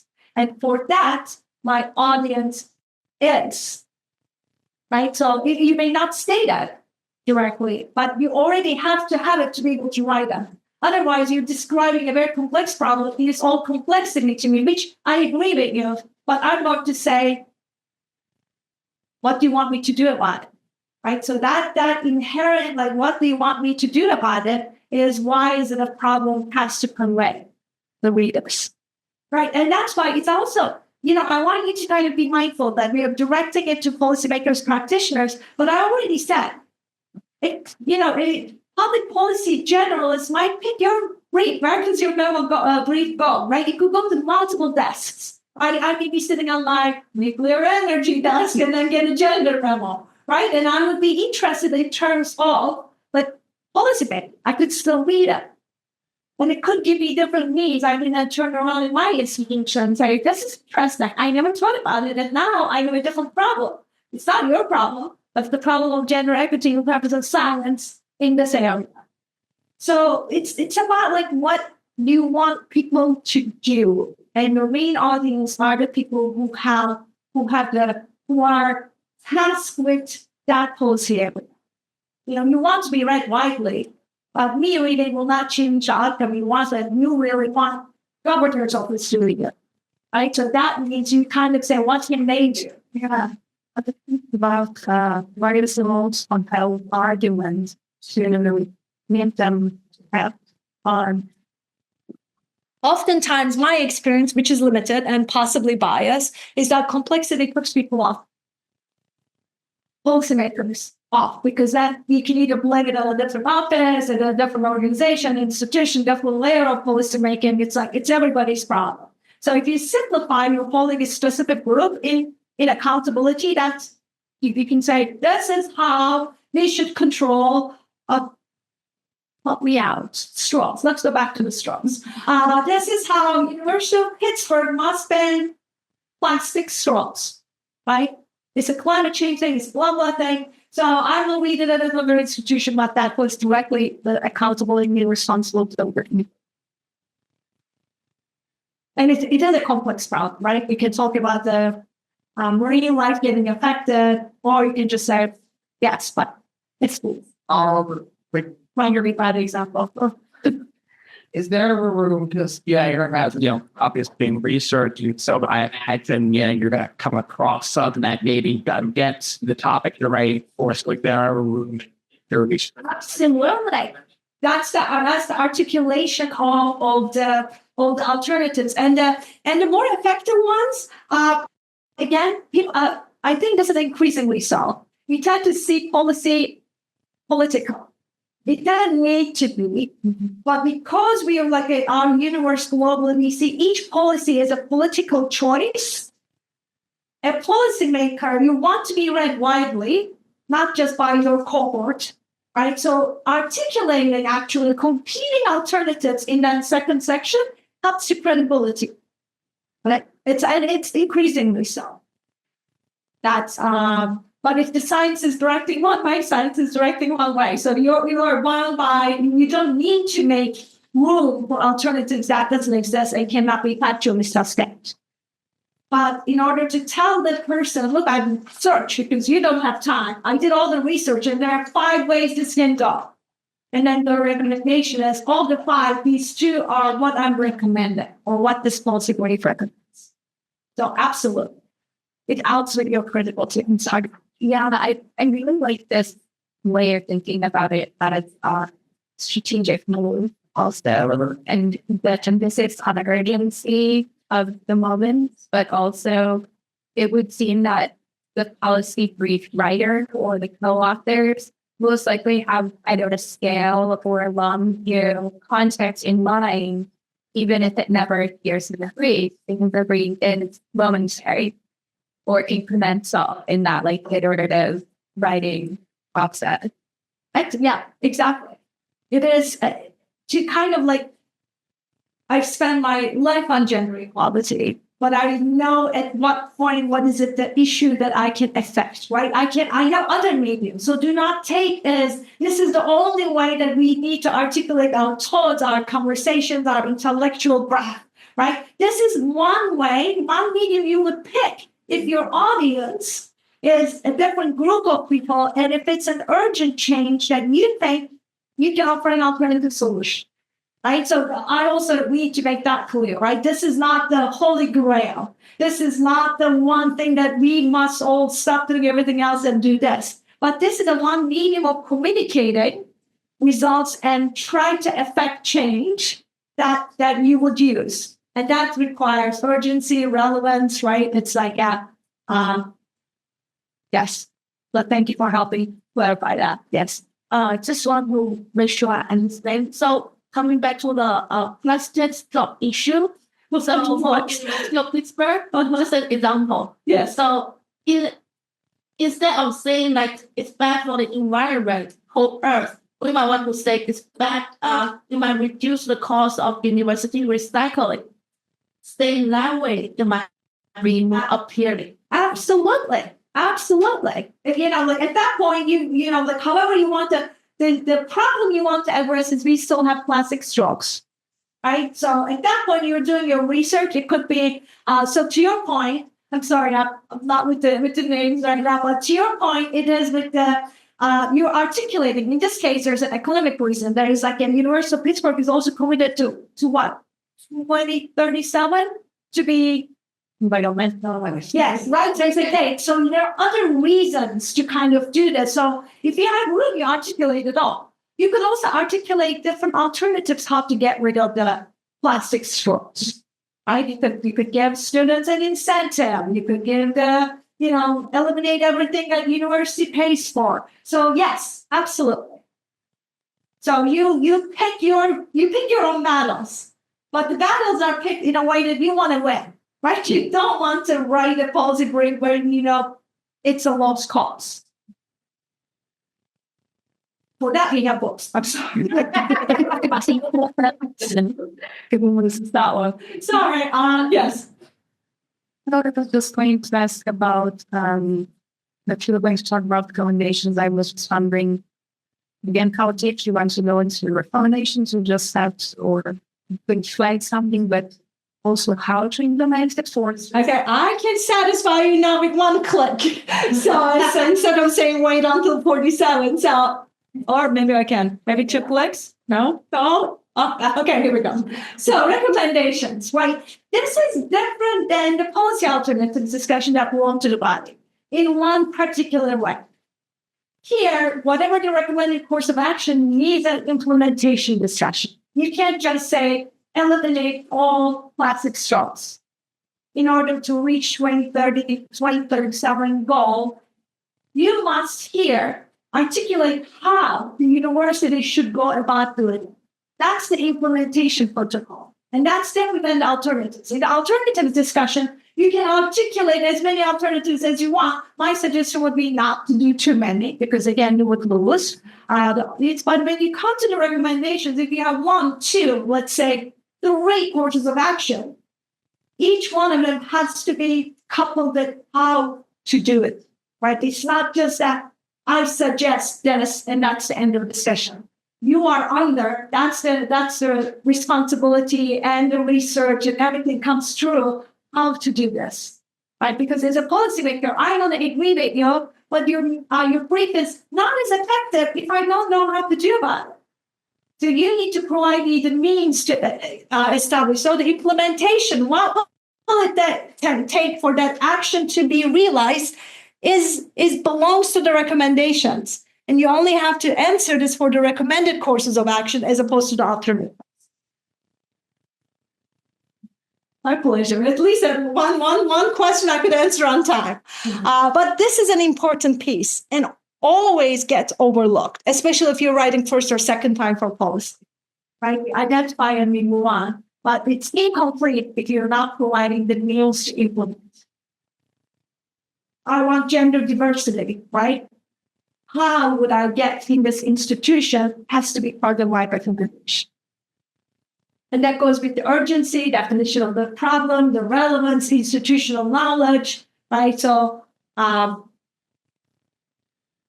know it's like kind of a easy one to think, but it's difficult. And when we're writing, we tend to overlook it some facts. Okay, so again, these I have 2 pages of examples from all the different resources. And so that you see structurally it could also be different, right? In this first one, the policy insights, the title, like one of the questions, how is it titled? In this policy brief series, they don't have policy recommendations. They capture it with policy insights, right? And then they have a general piece. And each one of these invest in basic infrastructure to reverse the trend toward disempowerment of slum residents, particularly women. Under this, I didn't have the space. There's a discussion of how to do that. So they have identified 1, 2, 3, 4 pieces where each one of them comes up. Take a look at this one. This is about Canada's disinformation policies. And let's pick one. And further research, fund further research on gender-based disinformation. This policy will summarize blah, blah, blah. And then it goes here. This is all the so to summarize the implications, information-based narratives, the D&D should complement pre-existing programs such as the Digital Citizen Initiative to fund academic research on gender-based disinformation in Canada. So you get around how should the government in Canada should do this. One way is to do all of this. How will you do this? You must fund academic research. Right? So there are different examples in terms of specificity and general means.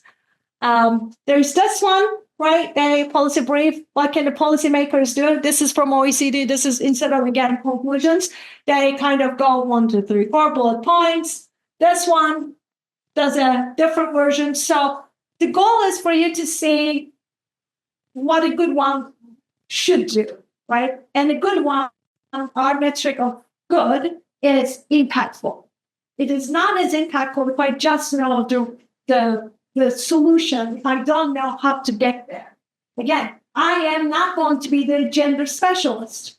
Right? You need to guide me. I'm not the nuclear science person. You need to guide me with the simplest steps how that recommendation can, if I choose to agree with you, how will I get to that outcome? What are the means to do it?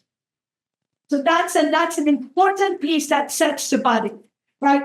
So to kind of sum it up, for every policy brief, no matter how titled the subtitles may be labeled, you need an executive summary that's at the top.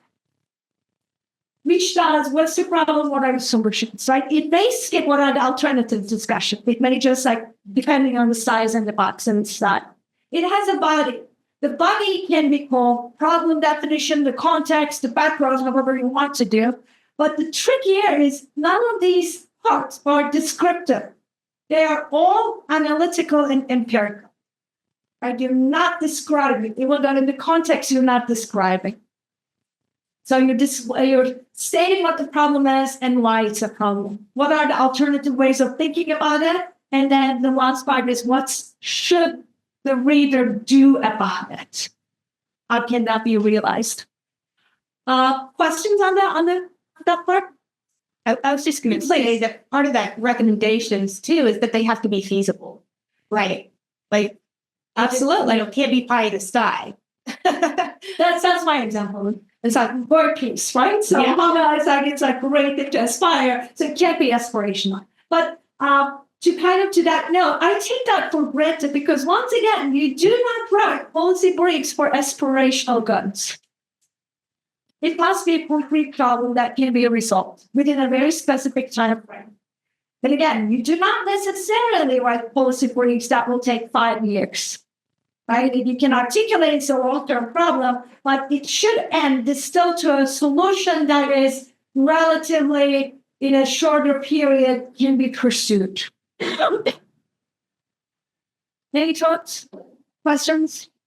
I don't know how it's going to work with our audience globally. Maybe it's happy hour time for those of you. It's not happy time for us. But maybe we take like 5 minutes. What I would, if you're not going to be able to attend everything, one more important part of this writing piece is coming right after.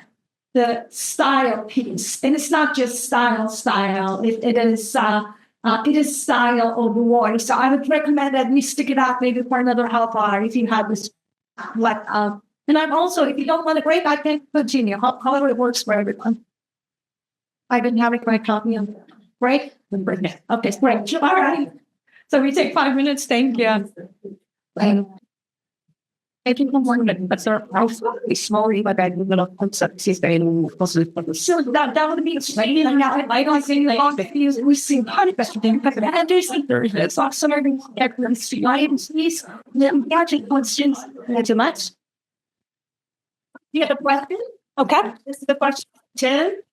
And he says, Dear Müge, thank you for this interesting presentation. Within the context of the ValEUs project, I have 2 questions. The ValEUs project focuses on values. Is it plausible to try to influence value dispositions through policy briefs? Or do they have to present a concrete solution to a concrete problem? Are there examples of policy briefs which are not directed towards decision makers? We are designing policy briefs directed at civil society and/or lobby groups, which form the core field of decision makers, mainly because we do not expect the actual decision makers to pay attention to the policy briefs written by students. Thank you. Thank you. That's a very kind and very important question. And I don't have the perfect answer. So I'll start with that. I think the one part is the values part is a very interesting conflict or tension that we do not normally write policy briefs trying to change any one personal group's value systems. But we write it from a point of view, right? One could argue that climate change is a liberal value. We could debate that. So it's like if you could debate it, it's not necessarily a topic where you need to go with the policy brief. So that's why it is twofold. But writing to the civil society organizations, we had a colleague who was from the community organization. So I want us to think that we're not just directing to the prime minister every time we write a policy brief, right? That's understood. But there are a lot of layers of policy practitioners between us and the top decision maker. So directing the policy brief to civil society directly is not something that I have seen a lot, but informing generalists is one, right? So if you're like a larger civil society, I can't imagine one policy brief that could be picked. I can imagine, again, if you're talking about civil society organizations that are specializing in one issue area and there's a problem with it, then I can definitely see being written and being picked up and read. And civil society also is a policymaker and practitioner, right? We do influence those civil society organizations that can use your policy brief and influencing their activities going forward. So with that level, I am perfectly fine. But a larger kind of undefined civil society in the US, I don't know what that, once again, it's too much of an abstract space to kind of function right effectively. But if you can somehow limit that space of civil society, then it is absolutely possible that it would be impactful because civil society organizations, NGOs, then affect change down the line. Absolutely. So maybe we'll get back to the values with the examples a little bit. So that's a really interesting topic in and of itself. Okay, so I would love for your whatever like attention or whatever sugar kick that you're going to get for the next few pieces, because this is the part, like so far I've only given you the structures, right? You have to put things together. I've given you some thoughts to kind of question what we have been doing, like where the change needs to happen, how to drive. But here, this is your toolkit in terms of writing for policy. And it is called inverted pyramid or BLUF. BLUF stands for bottom line up front first, and this comes from the intelligence community. They call it BLUF. The rest of us scientists may do inverted pyramid. But the idea is literally taking an inverted pyramid and your first sentence of every paragraph being the most important sentence ever in that paragraph. And importance of organization of other information in that single paragraph slowly getting, more general. At the World Bank, when I first kind of transitioned from academic writing to the policy writing, they had recommended that I bold every first sentence of every paragraph. And then you see that some of the UN publications still do that. We get a 125-page report, and then most paragraphs are like bold, right? The first sentences in the paragraphs are bold. That is to say that once again, if I'm too busy to read a 120-page report, if I read that bold sentence in each of the paragraphs, I will get a pretty good idea of what the idea is, right? So this is how we have to think. This applies to the entire policy brief, but it also applies to every single paragraph in the policy brief. And that's the switch. You do not warm up the reader to what you're going to say, right? Academic writing, our most important stuff somewhere comes around here. The punchline is the end of the paragraph. But in policy writing, it's topsy-turvy. We turn it upside down, and we do it very, very intentionally. Bolding helped me initially make that transition, right? Avoiding the direct pan down the line.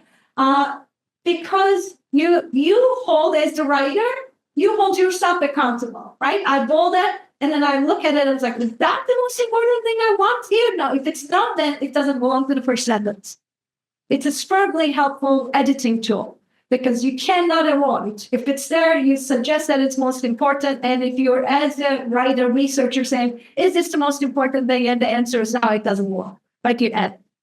So I highly recommend, and this is a tough one to get used to because genuinely we train all of our students and we train ourselves to do the opposite. Right? We build up. Now I'm telling you to please try not to build up, do the opposite, and then say how it goes. No suspense or surprise for later in the brief. This happens in the executive summary. This happens in the executive summary is actually this inverted pyramid, right? You're taking the recommendations and you're putting in the first visually accessible part of your brief. You're saying, here's my top line messages, but you adapt it to all the other paragraphs as well. And there's a certain part of the voice, writing voice, right? This is very personal, but there's kind of a characteristics of the writing voice for the policy briefs. Accessibility is your key. As academics, we think that the more complicated ways we present ourselves, it shows our intelligence. It is absolutely the opposite in the policy brief. And it is, again, a hard piece. I practice in my classes. I suggest to the students, if your sentence is going more than 2 lines, I am not reading because I cannot imagine a thought that cannot be expressed in 2 big lines, right? Cut it, shorten, focus. And this is so important. The simplicity is your tool to impact. I had a class at the World Bank who would say, no, you should never be the smartest person in the room. Right, I think that's problematic on its own way. But from a writing point of view, you really are. We shouldn't think of simplifying our sentences and our thoughts. And clarity is not dumbing it down. Absolutely not. Anyone who tried to edit knows that it's much harder to write shorter, specific, to the point ways than to write long run-on sentences. Right? You're actually holding yourself accountable, and you need to do it because you need to be accessible. Jargon, cliche, dramatic embellishment, hyperbole, like you want to clear your writing from that. When it may come out as an insult to your style, right? It's not meant to be. But policy warnings are not personalistic styles either. You are adhering to an institution's template at best. But you're also adhering to a principle that you're writing to change. You're not writing to dramatize. You're not writing, embellishments. You're writing for a change. And this is the most effective way to kind of proceed. Analytical instead of descriptive. I cannot emphasize how important it is. We use neutral voice. We avoid adjectives and adverbs. And let me just show you a few examples that it makes better sense. There are ways we can say prices fell at prices, right? Or you could say prices plummeted. So that goes into the way, like anyone reading it, again, I'm not going to use it normatively, but it is value ridden, right? And you don't want to lose readers who can change policy or course of action just because you said plummeted. You disagree with the plummet, right? So you try to avoid those.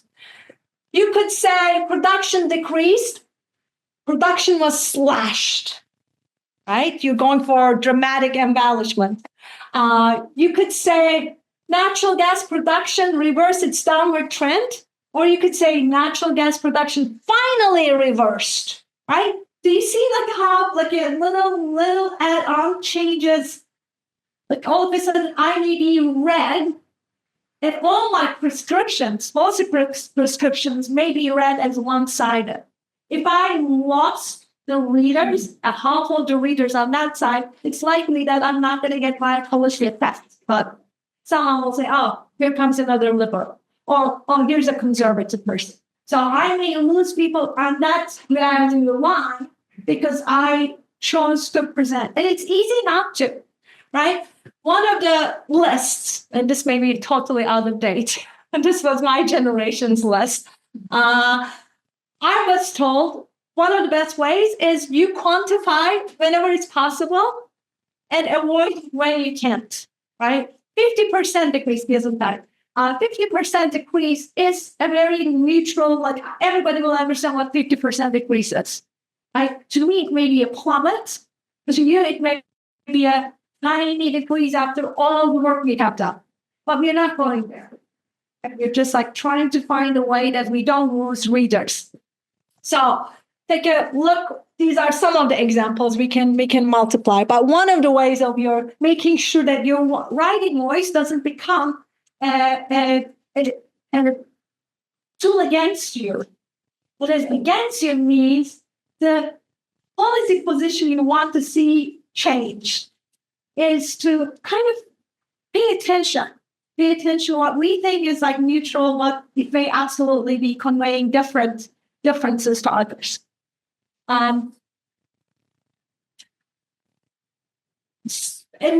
Two other ways that to kind of be really careful is that to avoid passive voice while you're writing. Again, it's not my area, but so please correct me if I'm not, but it's avoid personal pronouns.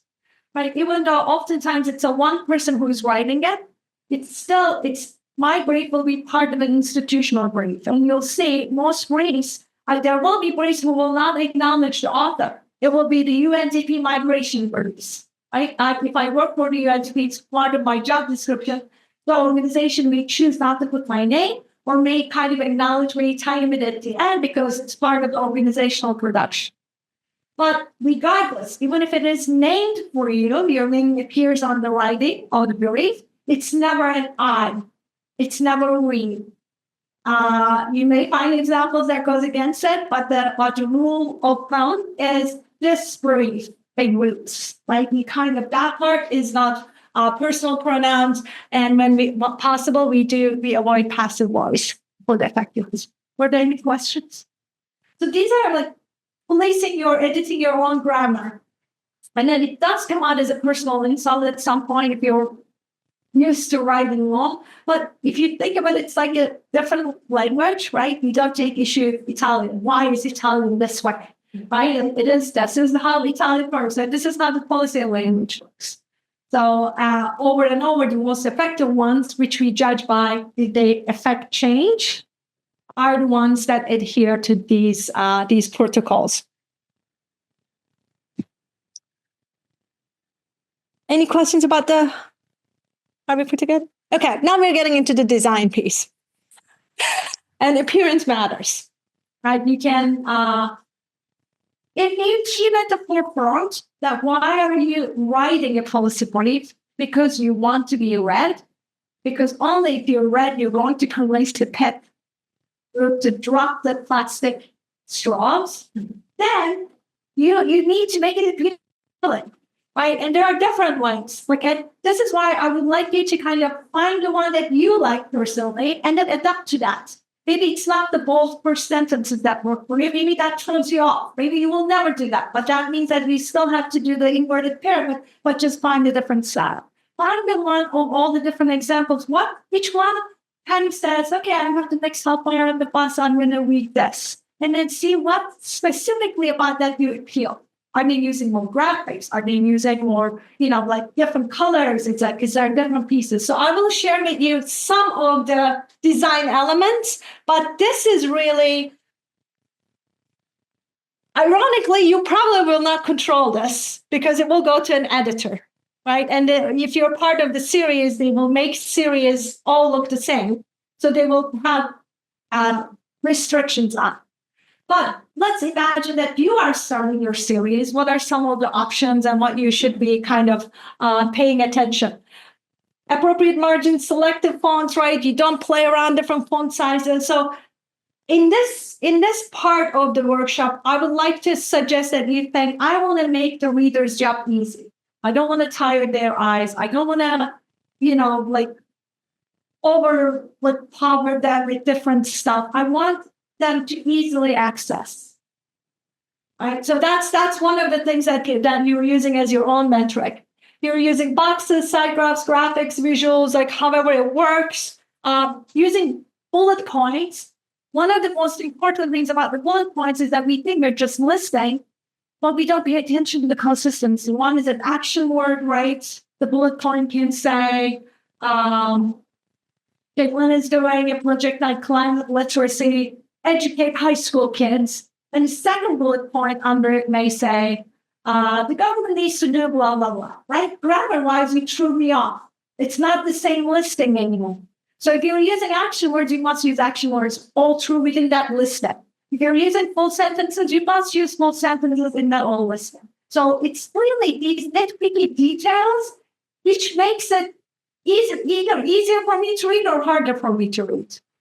And you always want the ease. Oh no. Out of time.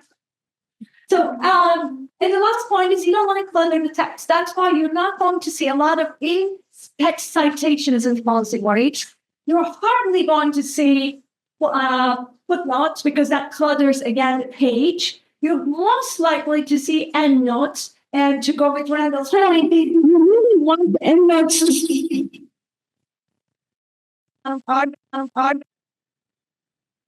It's a must-add. You'll see the examples, right? So let me. And then next is the titles and subheadings. We talked a little bit about the titles. It's superbly important. You want the reader to follow it. It's like a nice logical progression. You're walking me through your logical argument, right? It's not just enough to say background or context, right? It's like get creative, find a way to kind of recommendations, like find a way that it will again incite. It's like a nice flow. So titles act as a reference point, and you must want the readers to want to read you. So don't take them just like another thing. Pay attention is the punchline. And use subheadings as much more than you would use it, right? Like I would highly recommend every 2 paragraphs have a subheading, subtitle. It's like, what is this about? And then you're kind of, we're working on it. Okay, no problem. And you will have access. So my apologies that I'm just going to not lose you, so I'm going to keep going. Sidebars, bullet points. Sidebars are a really good way of capturing.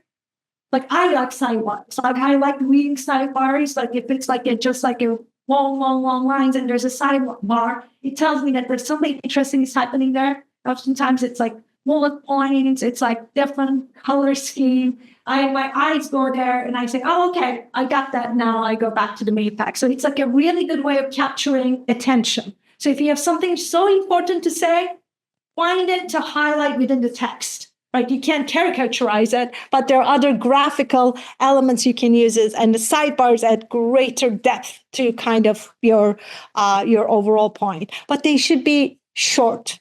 They should be, engaging. So you can't just sidebar everything. You can only do one sidebar per policy brief. You should use it effectively. Yes. So you're wanting to do the sidebar for some, like, you're saying one of the main points, but then something like I just want to make sure I'm hearing you right. So like, core main point, you can sidebar it and give a little bit more information. Yes. That could be the summary. Again, the idea is, if she's not going to read everything that's in the text, what are the key points that I would like anyone to take away? Sometimes, like some series in the examples I have, executive summaries are provided as sidebar, right? Not in the front of the text, but it's on the sidebar. It's a bullet point. Sometimes it's the policy alternatives will have a sidebar and it will capture, like I'll read the discussion. There are 5 different policy alternatives, but the bullet points will say, okay, there are 5, these are the different ways, right? It will provide some kind of, and you don't have to have it. It's not a must. It's like an option to keep the reader engaged. In terms of bullet points, we talked about this, but I was told, and you will see when you have access to the material, there is like a rule of thumb. I never knew this, but I was told they should be no longer than 5 to 7 bullet points. If you're bullet pointing and it's 8, you lost it. It's like no longer a bullet point, right? But it should also be no more than, it shouldn't be 1 or 2. Right? That doesn't deserve a bullet point. So you're again walking in a sweet line of effective way of listing things. And then each bullet point, the advice is it should be a complete thought. It should be inflation, right? Like if I'm looking at it in its in its own box, what about inflation? Like inflation is going up, going down, or this policy is affecting inflation. So it should reflect a complete point. Okay. Graphics. Graphics include diagrams, flowcharts, maps. So if rule of thumb here is you're limited by space. So if the graphic is capturing what you would have written in 2 paragraphs and doing a more effective way, you can grab it. But if you have tiny graphics and then you have to have 3 paragraphs explaining the graphic, that's another good graphic. Are you helping us? Yes. So that's a good rule of thumb. If it's a self-explanatory good thing, then it's all good. One important piece is sometimes we copy and paste graphics. The title of what that graphic needs to do for your brief is your title. Right? You must say it. And I highly recommend, in a short sentence, what this is showing, what this is proving. Right? If I'm showing an electoral outcome, I may say, younger voters chose not to vote in election 2024. Right? It's like you want to normally produce that in a research paper, it would be the one description by blah, blah. But here, in the policy briefs, you want that title to be short but informative. So I look at it and I look at the graphic visual, and then I actually, I see it, of course, opposite of what we are experiencing now. Sorry. No, that's...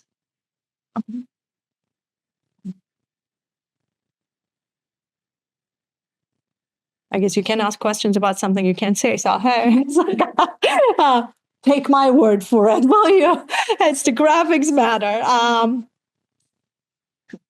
Tables, again, there are rules of thumb how to use tables. You're told, put columns that you want the readers to see next to each other.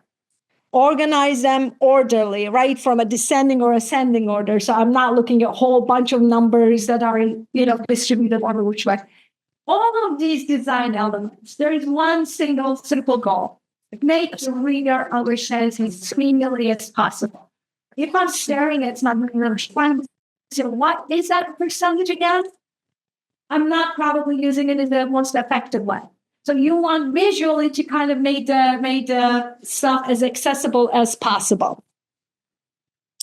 Boxes, briefs don't have as many boxes. So policy research papers, going back to that original question, has a lot of boxes.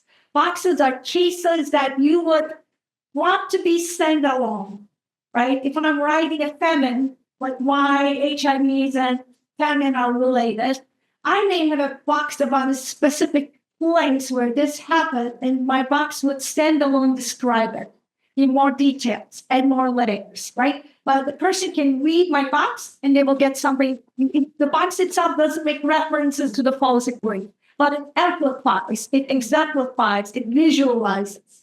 So because they are more lengthy, there are more parts of the policy research papers and concept papers. Briefs can utilize them if you have 5 to 7 pages. But if you have one, then you're done. So you have to pick very carefully, and you have to make that decision. Is this worthwhile? Is this going to do a really good job so the reader will understand better? Yes, please. So are you saying the content in the boxes, it should not repeat what's in the piece? Exactly. Okay, it should amplify. Thank you. Okay. Exactly. That's why we think of boxes as a standalone, right? Even if I just read the box, I kind of understand what the context is, but I get the body of knowledge that is not repeated in the text.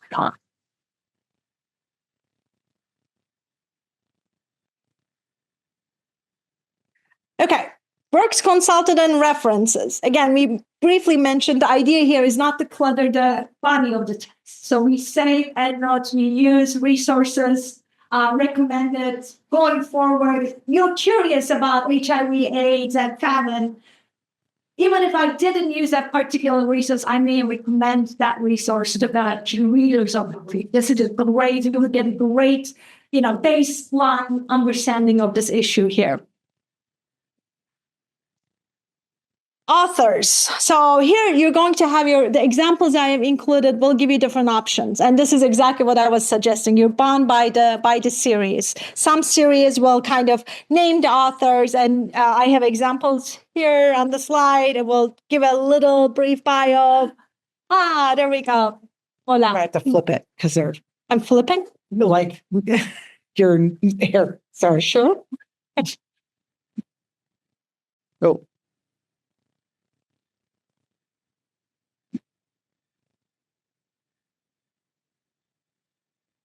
At least you see I wasn't making it up. It's right there. Yeah, I have my example. So Go back. why is this not good? It's backwards. Like your presentation notes are on the screen instead of the.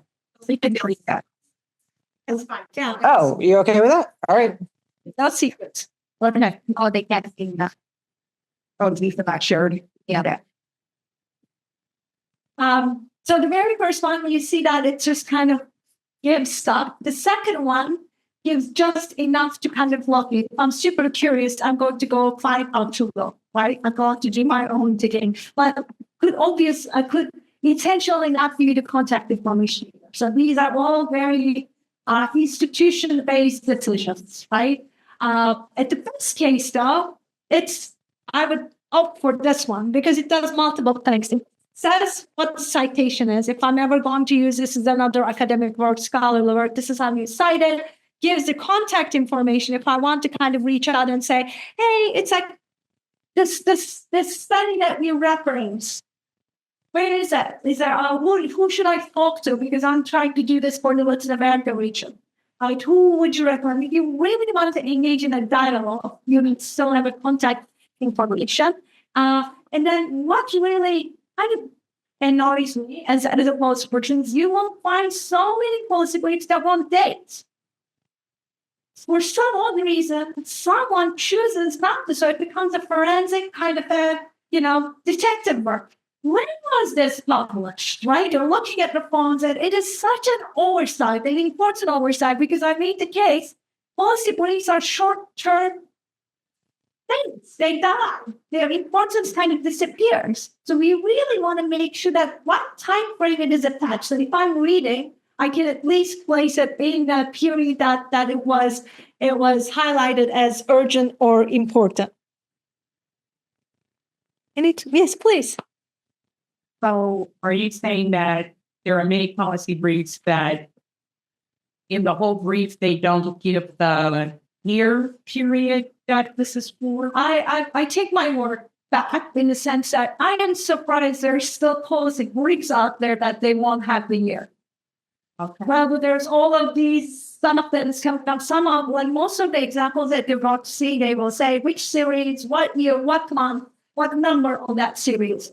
And every once in a while, there's still going to be a policy brief out there circulated. We're thinking, why? What? Like, it's like the World Bank does that. World Bank, and then you have the citation, like you have the copyright rules, but not the year. So it's very odd, but that's my technique. So you have to, please choose to ignore it. But still, don't be surprised that if you run into one and you can't find a year after all these like detailed stuff.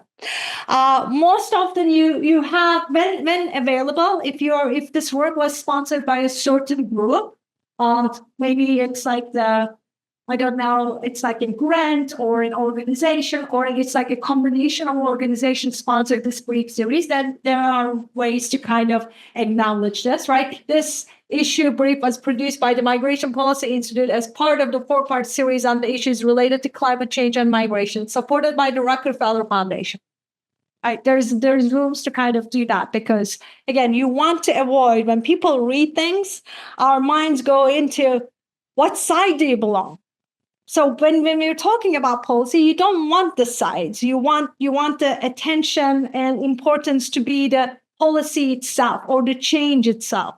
So some of this clarifies, right? It's if people are sitting there thinking, oh, I bet this is coming from Brookings, right? So that's a way. Okay. Ready for my final words? I bet you are. I'm so sorry that it took longer than I had planned. This is my favorite editing advice I've ever received. So when Hemingway asked how much writing you do, he said, it depends. I wrote the ending to Farewell to Arms, the last page of it, 39 times before I was satisfied. What was wrong? Getting the words right. So I think the most important piece of writing for policy, again, you have all the intellect, but more than it requires. You have access to resources, but putting those things in a new format takes experience and repetition. So I go through this all the time, that it is an easy way to think that we understand inverted pyramid writing, right? All she's saying is not upside down, right? The most important thing out there. But when we start writing, it is much harder than you would think. And it only becomes second nature if this becomes part of your job, because you do it every single time the same way, right? You kind of internalize, you learn the language, and then your mind starts wanting to read things that way and wanting to write things that way. So editing and then self-editing is a very, very important skill. And you only get it the more you do it. But my last word of advice, and whenever you're in doubt, make sure that you simplify and shorten. You will never lose if you go that way. So if your logic is simple, don't be afraid of it. People do not want complex problems. The work is complex enough. Policy problems are complex enough. And oftentimes, practitioners shy away because it's too complex. Right? If you're simplifying that complexity factually, then you will win them on your side. They will want to know. They will want to be part of a simple solution. And you can do that by rule number 1, every policy brief can be only attacking one policy problem at a time. right? It starts from the whole thing. You have 5 pages, but in that 5 pages, I cannot solve all gender inequalities. I may address one part of it, this specific problem about it, right? And then you do not waver through your pages. Your attention is always on that part of the problem about gender inequality, right? So that's that. You keep your attention. How do you do that? You make sure every paragraph you wrote still refers to that problem about the gender inequality, nothing else. That doesn't mean you're disagreeing or you're simplifying or dumbing it down, and that the entire gender inequalities can be limited to this like one tiny piece. No, you're saying that this policy brief is only speaking about this. And that's a way of organizing, right? And you don't waver. Headings, subheadings work.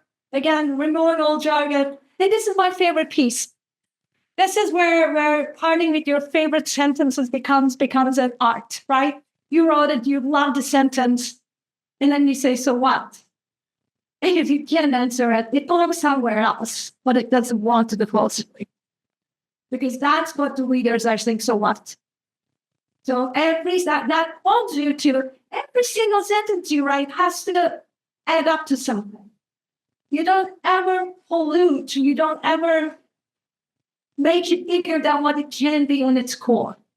So that so what question is absolutely important. And we go back to the first point that I made at the beginning. These are high profile publications. To go to Tim's point, like even if the students write, ideally we write because this is an external facing piece. If it gets published, it will go to places we cannot control, right? Ideally, it will be read widely, and it will be read by important people who can do about it, and there is no mulligans, right? You must get them right. So once it's out there in the public, there's no controlling it, so you must really get them right. So editing is most important part of it. To have the effect, if you recall, we write policy to do something, which is to change the course of action on a particular policy. In order to do that, someone has to read it. And in order to read, those are my rules of thumb.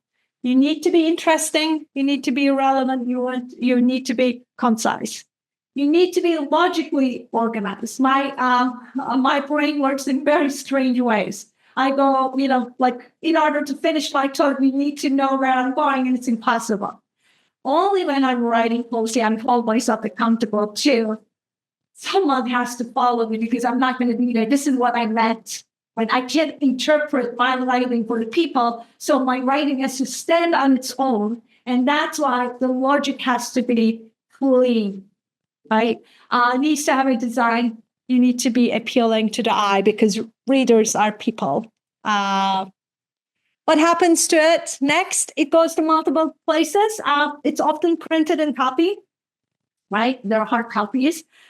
It's electronic distribution. It's always available as a PDF, self-distribution. It goes to press releases, those bullet points, those executive summaries, right? That it goes like we wrote a 5-page policy brief for the brief that I mentioned. Only 4 things got circulated in the news brief. It's like 1, 2, 3, 1, 2, 3. Well, there's so much more to it. Well, 1, 2, 3 are most important. So that's why you also see this happening. So what those 1, 2, 3 becomes, they become your public face. Right? You really need to get them right. And then they become part of the workshops, presentations, policy pitches. So this is where I'm going to suggest one last thing. Even though this is your writing experience, what you write can be orally presented. Policy pitches, right? Like you said, it from like post makers, and you have like 2 minutes, and you say someone will say, if I have the resources and it's time, what is my most important thing to do? Right? This is like elevator speech. You have to bring it down to 3 minutes. You should be able to say what the problem is, what is so interesting about your solution. Right? So those 2 things, if you can write in simple terms that it becomes easy to kind of verbalize, then you have a winner. And that's the bit, right? What's so interesting about your presentation? And And this part is really what you have. Once again, to template, if you're practicing and if you're going to join us for the longer journey of this installment of the workshop, what we're going to do is we're going to break this into different parts. Each month when we meet, it is going to be not me talking all the time. It's about how do we identify a problem, where does it come from? Is this a good problem for the ValEUs network to tackle our proposal? Is this one that is good for my class? So we kind of problematize, and then we build the alternatives. Excuse me, we do the recommendations, and then we go back and write the executive summary that a design council intended. Right, you're also capturing whatever else could be part of it. This is the list of the resources that I have shared with you in files. I try to be kind of like diverse in terms of the policy areas as much as possible. This is not an exclusive list. I try to hit diversity of policy initiatives, and I try to hit different levels of organization. So you see how each one is like, there's the OECD, but there's also a university who does it. So you get to see different examples. Each one has at least 2 or 3 policy examples that you can see. And if you're doing this for the sake of practicing, and you're like, which problem do I start with?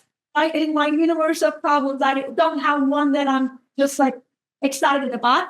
I have 3 kind of large pieces which people have articulated, right? For example, transatlantic horizons. You open this one up, there are like 5, 10 different policy dimensions that what's going to happen to NATO, right? You can see, I'll write on security. This will be security for me. There are different examples. This one takes on European interventions and with the MENA, Middle East and North Africa region. Like, what are some of the issues? Like, we hear migration a lot, but that's not the only one. And that one used to be a novel insight briefs. I looked for an update, but they didn't publish anything after 2019. So those are some of the things that you could just like take a look, what issues might be of interest. And with that, I thank you. Really appreciate all of you sticking out through the time. And thank you for the coffee and the refreshments. Yes. First of all, I want to thank Dr. Finkel. I appreciate everyone being patient with technology on our end here at Pitt and those who are experiencing technology issues abroad.